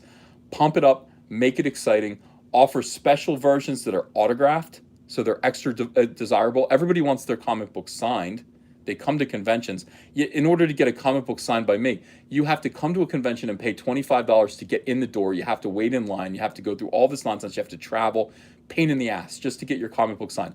No, here you can get a limited chromium 48-page Cyberfrog book. It comes autographed. I touched it. I signed it. In some cases, I even sketched on it for you. It's all there. It's all rolled into the price. It's only available for 2 months. If you missed it, you missed it. We're going to do this variant thing and see if it works out. It might actually be something that we do. Pondimus Maximus, thanks for $4.99. Are you going to retcon Cyberfrog in the future and make him a frog of color? No plans. No plans for that. We're going to keep him consistent. These two characters that you are going to grow to love are going to always be this way. And their characterization is going to be important. It's important that they stay consistent. Yeah. So I see selling comic books the same way Hollywood sees selling movies. It comes out in the theaters. And this is like seeing it in the theater on premiere night. It's extra expensive. It's extra nice. You get to be the first one to see it. And that is the experience that Indiegogo offers. You get to be the first one to see it. You're going to be the first one. You're going to have the nicest version of it, the very nicest experience that's available. 2 months later, I'm going to do a paper version somehow, and I'm trying to work out how this is going to be. I'm going to release the same story to Diamond so it can be distributed in comic shops. To me, that is like buying it on DVD. You guys saw it in the theater. Other people are going to be buying it on DVD. Okay, that's how I see these little paper versions of this comic book. I think I'm going to break it down into three 22-page books. It's 66 pages worth of material all told. So we'll break it into three 22-page books, and then you can buy it that way for cheaper. It's going to be cheaper, and then you can get it on digital. Hang on a second. I'm coughing. Let me get a drink of water. Damn. I thought I was all better. This is just remnants of being sick. So digital is, to me, digital is like waiting for it to come onto cable. You know what I mean? Here we go. Ready, glug.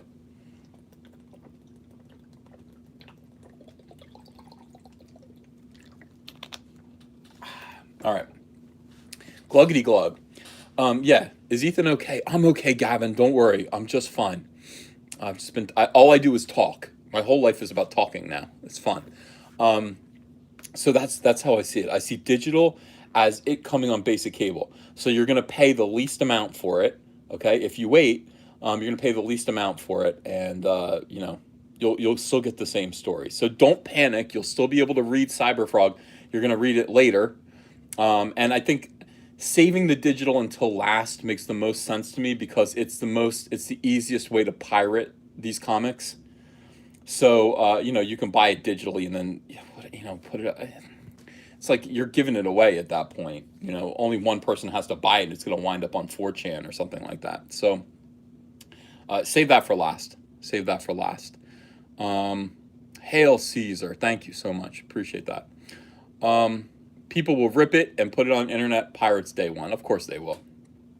But anyway, this is my plan. That's my philosophy. Okay.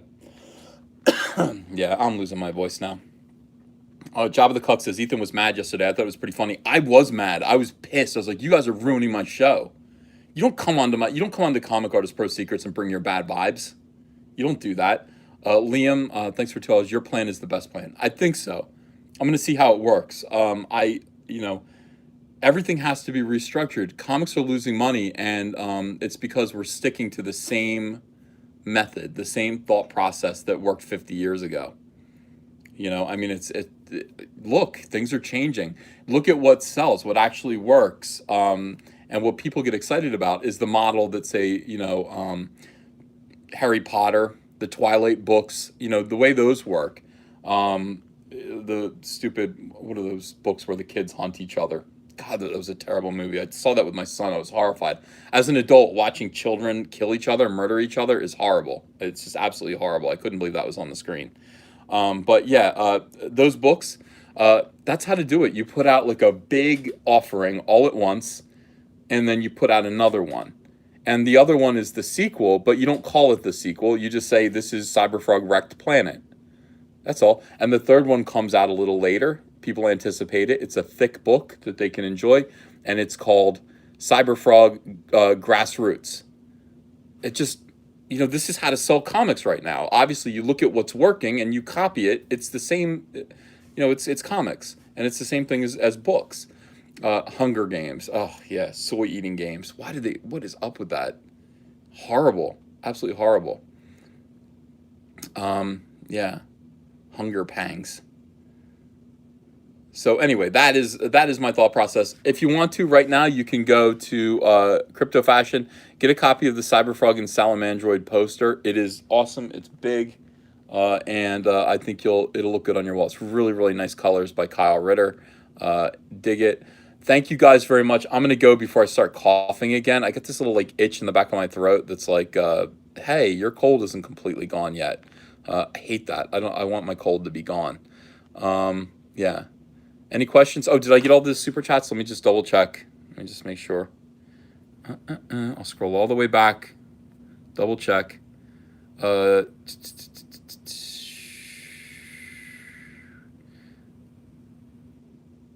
GRP Paul says he had the skeleton of a midget inside of him. That's, I think, Jabba the Hutt.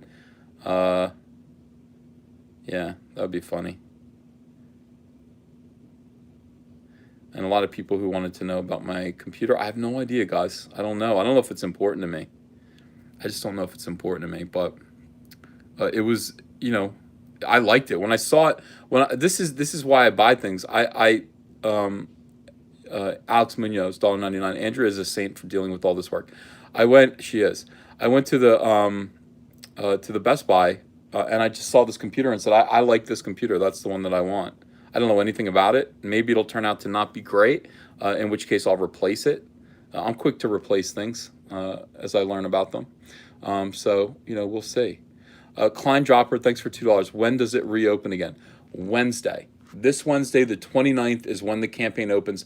Believe me, you'll know all about it. You will know all about it. Okay, so I will advertise it. I'll make sure that you are aware, and you'll have a week. You'll have 1 week. So starting on Wednesday, ending next Wednesday, and you'll be great.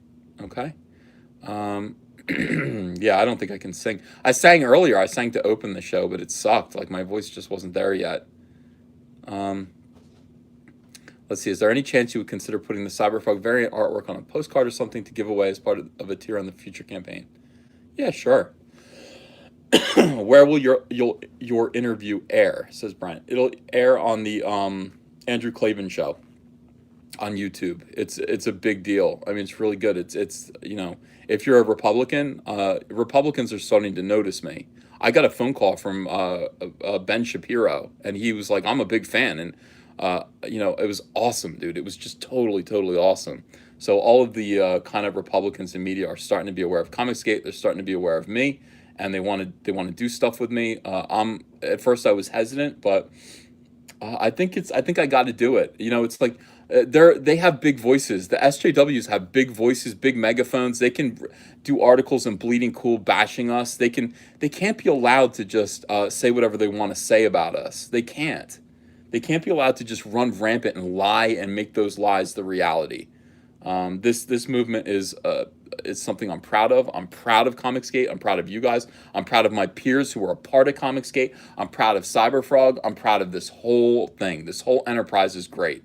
They're wrong about it. They're scared about it. I can tell they're scared about it. And we are going to succeed gloriously. Why? Because it's me. Because this is going to work out. It's going to be terrific. You can't suppress talent. You can suppress people's voices if you want to. You can scare people. You can do this. But we're dealing with Mitch Breitweiser. We're dealing with Mike S. Miller. You're dealing with Doug TenNapel. You're dealing with all of these huge talents.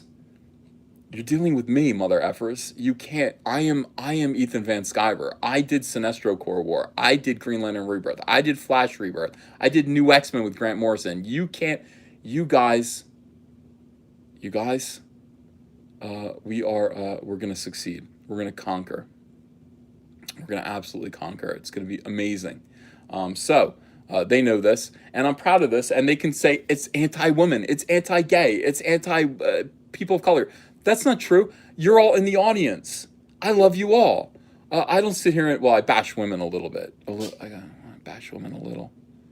But not in a loving way. I just don't want you to ruin He-Man.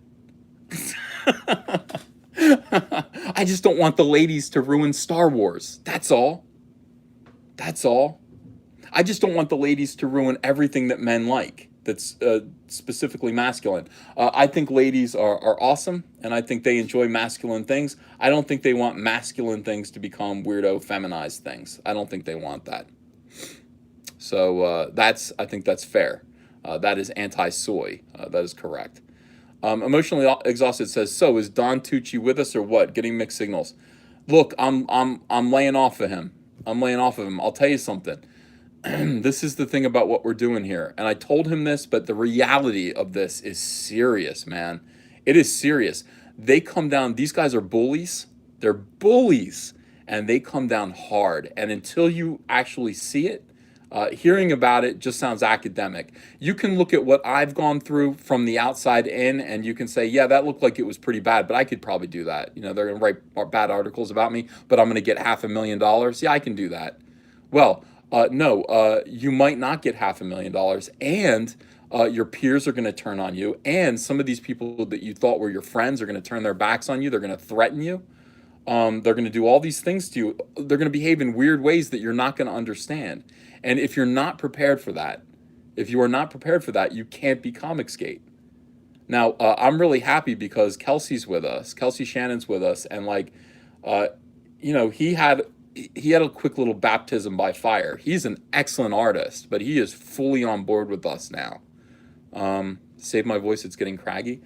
Let me clear it. Excuse me, sorry. Kelsey is awesome. He's with us. He's been through it now. He sees what's going on, and I think that they're beating him up a little bit. But because we have this little hidden chat room where we can all like talk and support each other and plan our YouTube shows and all this stuff. And having a support group when you're going through this is really, really important. But if you have people that you consider to be good friends who call you family in comics, who are anti-Comicsgate like Billy does, Billy just wants to be everyone's friend. I don't want to be these people's friends. I want to beat them. I mean, that's the difference. I have acquaintances in comics. I wish them well, but it's like I always saw them as competition. I always saw them as the people who might get the job that I wanted. I'm sorry, I'm entirely self-focused when it comes to my work. I'm just trying to get the best job. I'm just trying to do the best job. Now, Billy Tucci is totally awesome. I want him with us. He's going to start his YouTube channel up. He's got his YouTube channel going. He's got a bunch of subscribers. He's going to have to make that choice. He's going to have to make that choice. And that is, that's something that he's going to have to decide. And I said to him, you're going to make more money here. These people are going to tell you, you'll never get a job in mainstream comics again. That's not true. I will be back to mainstream comics when I have a leadership role in mainstream comics, and not before. Not before. I will run things. I will not. I will not come back to mainstream comics until I'm running them, and that's it. Now, these people have no authority to say someone like Billy Tucci will never work in mainstream comics again. They have no authority to say that. They're not editors. They're not the president of DC Comics or Marvel Comics. These people have absolutely no authority, but they will scare him and they will make him think that that's the case. In the meantime, he's not getting mainstream work. He has to make his own work, so he might as well come with us. Hey, everyone's your friend, but nobody will hire you. Okay. Make your choice. These things are all gonna. I'm not even worried about it. I just go everyone. I'm not. There's no pressure here for anyone. I told Doug TenNapel the same thing. I said, Doug, Comicsgate is war. If you're in Comicsgate, be prepared for it. And I'm going to tell you not to come. And I told Billy Tucci, don't come. Don't come. I tell everybody who comes our way. Art Thibert, I had to tell him, Art Thibert, don't come. Don't come over here. And he had to fight to get over here. He wanted to be Comicsgate so bad. It's like, if you want to come with us, that's cool. But you're going to go through some stuff and you're going to question it. You're going to question if you made the right choice. And that's all part of this. At the end of the day, man, if you produce a good product and if you follow our prescription for how to treat the fans, you are going to succeed. Doug didn't do that. Doug TenNapel didn't do that last night. I had to reel him back in and explain. It's like, that's not Comicsgate. Yelling at the fans, calling the fans SJWs, calling the customers SJWs, yelling at them for pulling out of your product, that's a quick way to crash and burn.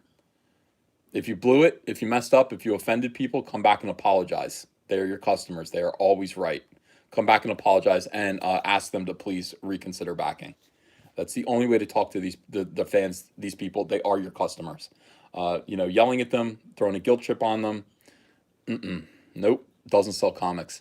Liam, thanks for $5. One day you will look at these blue hairs screwing up our industry and just say, you're fired. And just imagine.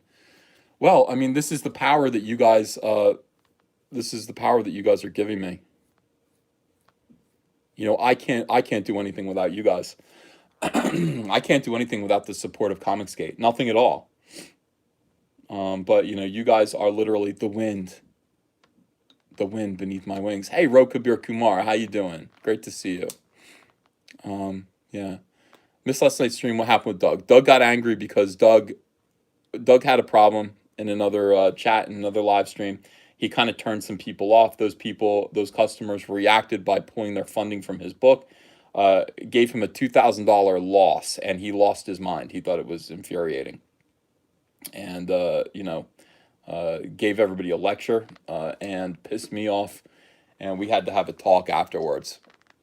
We had to have a big talk in private, come to Jesus moment, where I just said, look, I don't care if you succeed or not. I want you to succeed. It doesn't benefit me.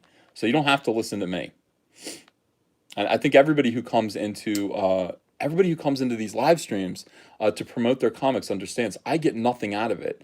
There's a great conspiracy theory that I am connected and I get a piece of everything. Damn, I wish that were true. It's not true. I get nothing. I see it as building up a brand. I see it as building up Comicsgate. Eventually, that it benefits me in some kind of way. I think just the momentum of the whole thing, I think, benefits me. And that's why I do it. But mostly because I want everyone to do well. I want there to be another option. It is kind of political, where it's like there has to be another option other than bending the knee to social justice warriors. If I cannot provide another means of selling your comic and promoting your comic, then the only means is to bend your knee to social justice warriors, and then they win. So yeah, I get super chats, Speed Dad. That's right. That's right. When they act nuts, I get super chats, and that's kind. I think I'd get super chats anyway. So if I just put on a show. But Doug's comic is called Bigfoot Bill. It is awesome. I'm legitimately like thrilled with Bigfoot Bill. I think it's a great idea, great content that I've seen so far, and it's a good book that's going to become a video game and all that. It's really, really, really good. I have no doubt that people who buy it are going to love it. But we have to change our attitudes. Comicsgate is first and foremost what? It's a consumer revolt against what is going on and the treatment of customers by social justice warriors and extreme leftists who have taken over comics and who are driving the industry into the ground, the business part of it. They see it as an art form. They see it as a little nightclub that only the cool people can hang out in. They're not making any money. The business itself, the business is going under. Why? Because they go online, they talk about their politics too much, and they condemn you if you disagree with them. Now I'm going to talk about my politics. I want you guys to know, every now and then I'll come out and say, hey, I'm a Trump supporter. And you go, oh God, you're a Trump supporter. Yeah, I'm a Trump supporter. And I'm going to say it because somebody has to say it and make it okay to be said. If you're a Trump supporter too, that's cool. If you're not, if you're a Hillary partisan, if you would have liked Bernie, if you're a Bernie bro, I don't really care. I just want you to buy Cyberfrog. You're welcome here. You're welcome here. Everyone's welcome here. I want your custom, as they say in England. I want your custom. Announcing that I'm a Trump supporter just takes the taboo off of that. Nobody would say that in mainstream comics. Nobody would say that. I'm going to say it. I'm going to make it okay. I'm a Trump supporter. I think most of the people who are in Comicsgate probably are. I don't ask them all. I don't know if Doug is. I don't think Doug is. I think some of them aren't. But I mean, look, I think most of them are. I know Mitch is. And so we have to make that okay. We do have to make that okay. Just to make people comfortable if you are right-leaning. And so that's about as political as we're going to get. It doesn't matter. Nobody's getting condemned for disagreeing. We want you to be comfortable. We want you to be happy. We want you to mostly feel like you belong and you own Comicsgate. Comicsgate is you just paid $25 for a Cyberfrog comic. You own Comicsgate. Comicsgate is in your heart. It's part of what you stand for. It's part of who you are. You own Cyberfrog. You helped it happen. You helped it happen. It's yours too. These characters are yours. Just the same way you always felt like Spider-Man was yours because you had the bed sheets when you were a kid. Because you watched Spider-Man and His Amazing Friends in 1983. It was yours. Cyberfrog and Tom Android are yours too.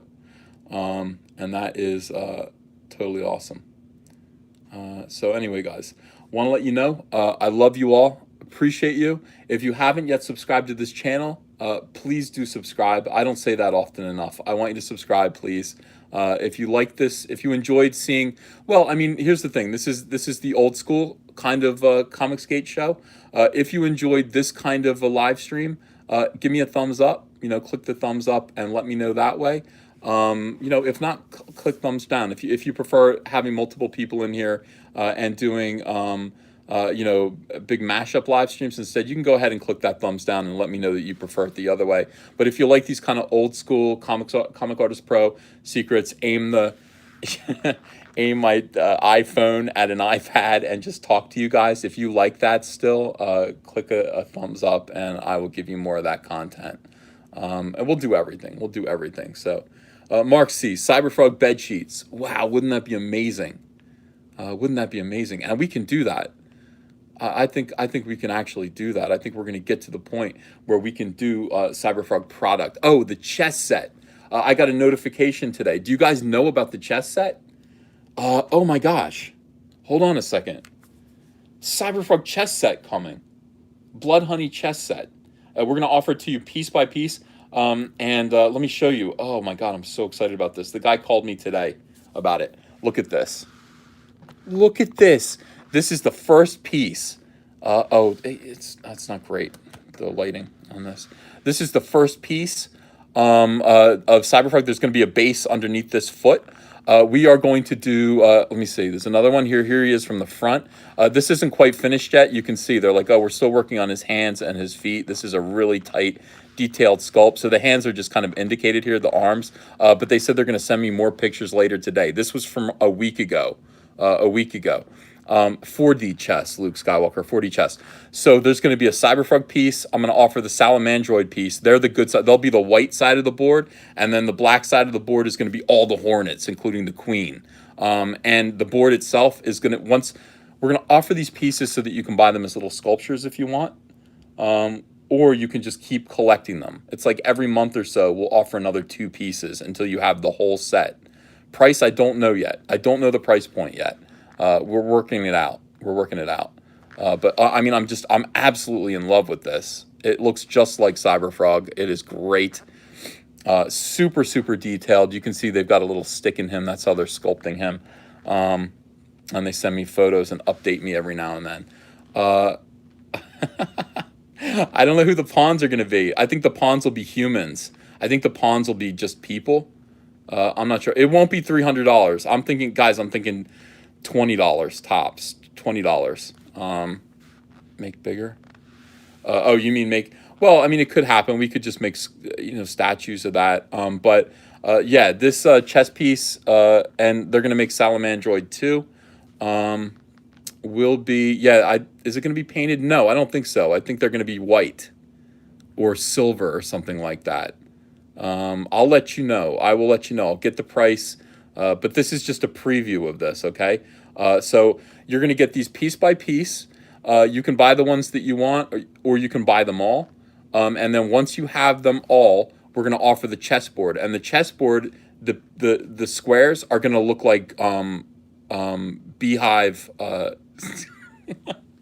with honey dripping out. You know what I mean? They're going to be the little hexagons with bees with honey in there. It's going to be crazy, dude. The Blood Honey chess set. Heather is the queen. Yeah. Salamandroid is going to be the bishop, I think. Or maybe Cyberfrog's the bishop. I don't know. Is Cyberfrog the king? I don't think Cyberfrog's the king because he moves around a lot. He's got to be a piece on the board that moves around. Yeah, so you'll be able to paint them yourself, Big Steve, if you want. I mean, I think they're going to be pewter or something. I'm not really sure. I will find out more detail. These guys contacted me and said, we want to do this. Ethan, do the Hornets have different ranks? You better believe it. Yeah. The queen bee. Yeah, Cyberfrog would be the queen because he moves around the most, but we're not going to make Cyberfrog the queen. Rook, maybe. Maybe Salamandroid is the rook. Because rooks are castles, it's like their biggest. I'll work it out. Liam says, I've done RPG dev. It would be easy to make a war game with these if you have custom tiles. Well, I mean, anybody who does this kind of thing, who wants to, you know, the way this works is, you know, if you're good at this and you're able to market these and sell them, I will license you Cyberfrog, and we'll just, I think, like, if you guys buy one of these pieces for $20, I get $5. And that's just as simple as it works. You know, it's like, you do all the work and you can license it by paying me per piece sold. That's it's kind of cool to own your own thing and be able to do that. It's great. I love it. We can make all kinds of product. Um, yeah. So is there another image? Yeah, that's just, I think it's the same image from the front there. I gotta get him to smooth out that nose. I don't like that. That's smooth there. I like this roughness, but that's got to be smooth right there on the snout. Um, yeah. Look at his belt. Look how his belt's. I love that. God damn, this looks cool. Yeah, they got it just right. I want to see these hands. So I'm going to get to see these finished hands. You can see they're just like pegs right now, but he's going to show me that. That's very complicated sculpting to do in a fine way. And then the feet too. You can see, look at the toe is going to be up. Man, is that cool. No, it's just sculpting. It's just sculpting. Yeah. Oh, it's exciting. It's very cool. All right, so this is part of the. Here's a little preview. Cyberpunk chess set. We're going forward with this. It's going to be great. It's going to be a lot of fun. As usual, it's like this is Comicsgate, guys. We can do whatever we want to do. We can do whatever we want to do together, and it's we're gonna have a blast. And again, thank you for your support. I'm gonna go now because I think I'm gonna lose my voice. I want to get back to work. But thank you so much for super chats. Thank you guys for your support. Thank you for thumbs upping this video. Thank you for subscribing to Comic Artist Pro Secrets. I do love these. I like to keep these simple and just have it be. I miss the you and me just chatting kind of thing. So we'll do more of that as well. All right, guys, have a great Sunday. Enjoy it. Enjoy your weekend. See you again soon. Bye-bye.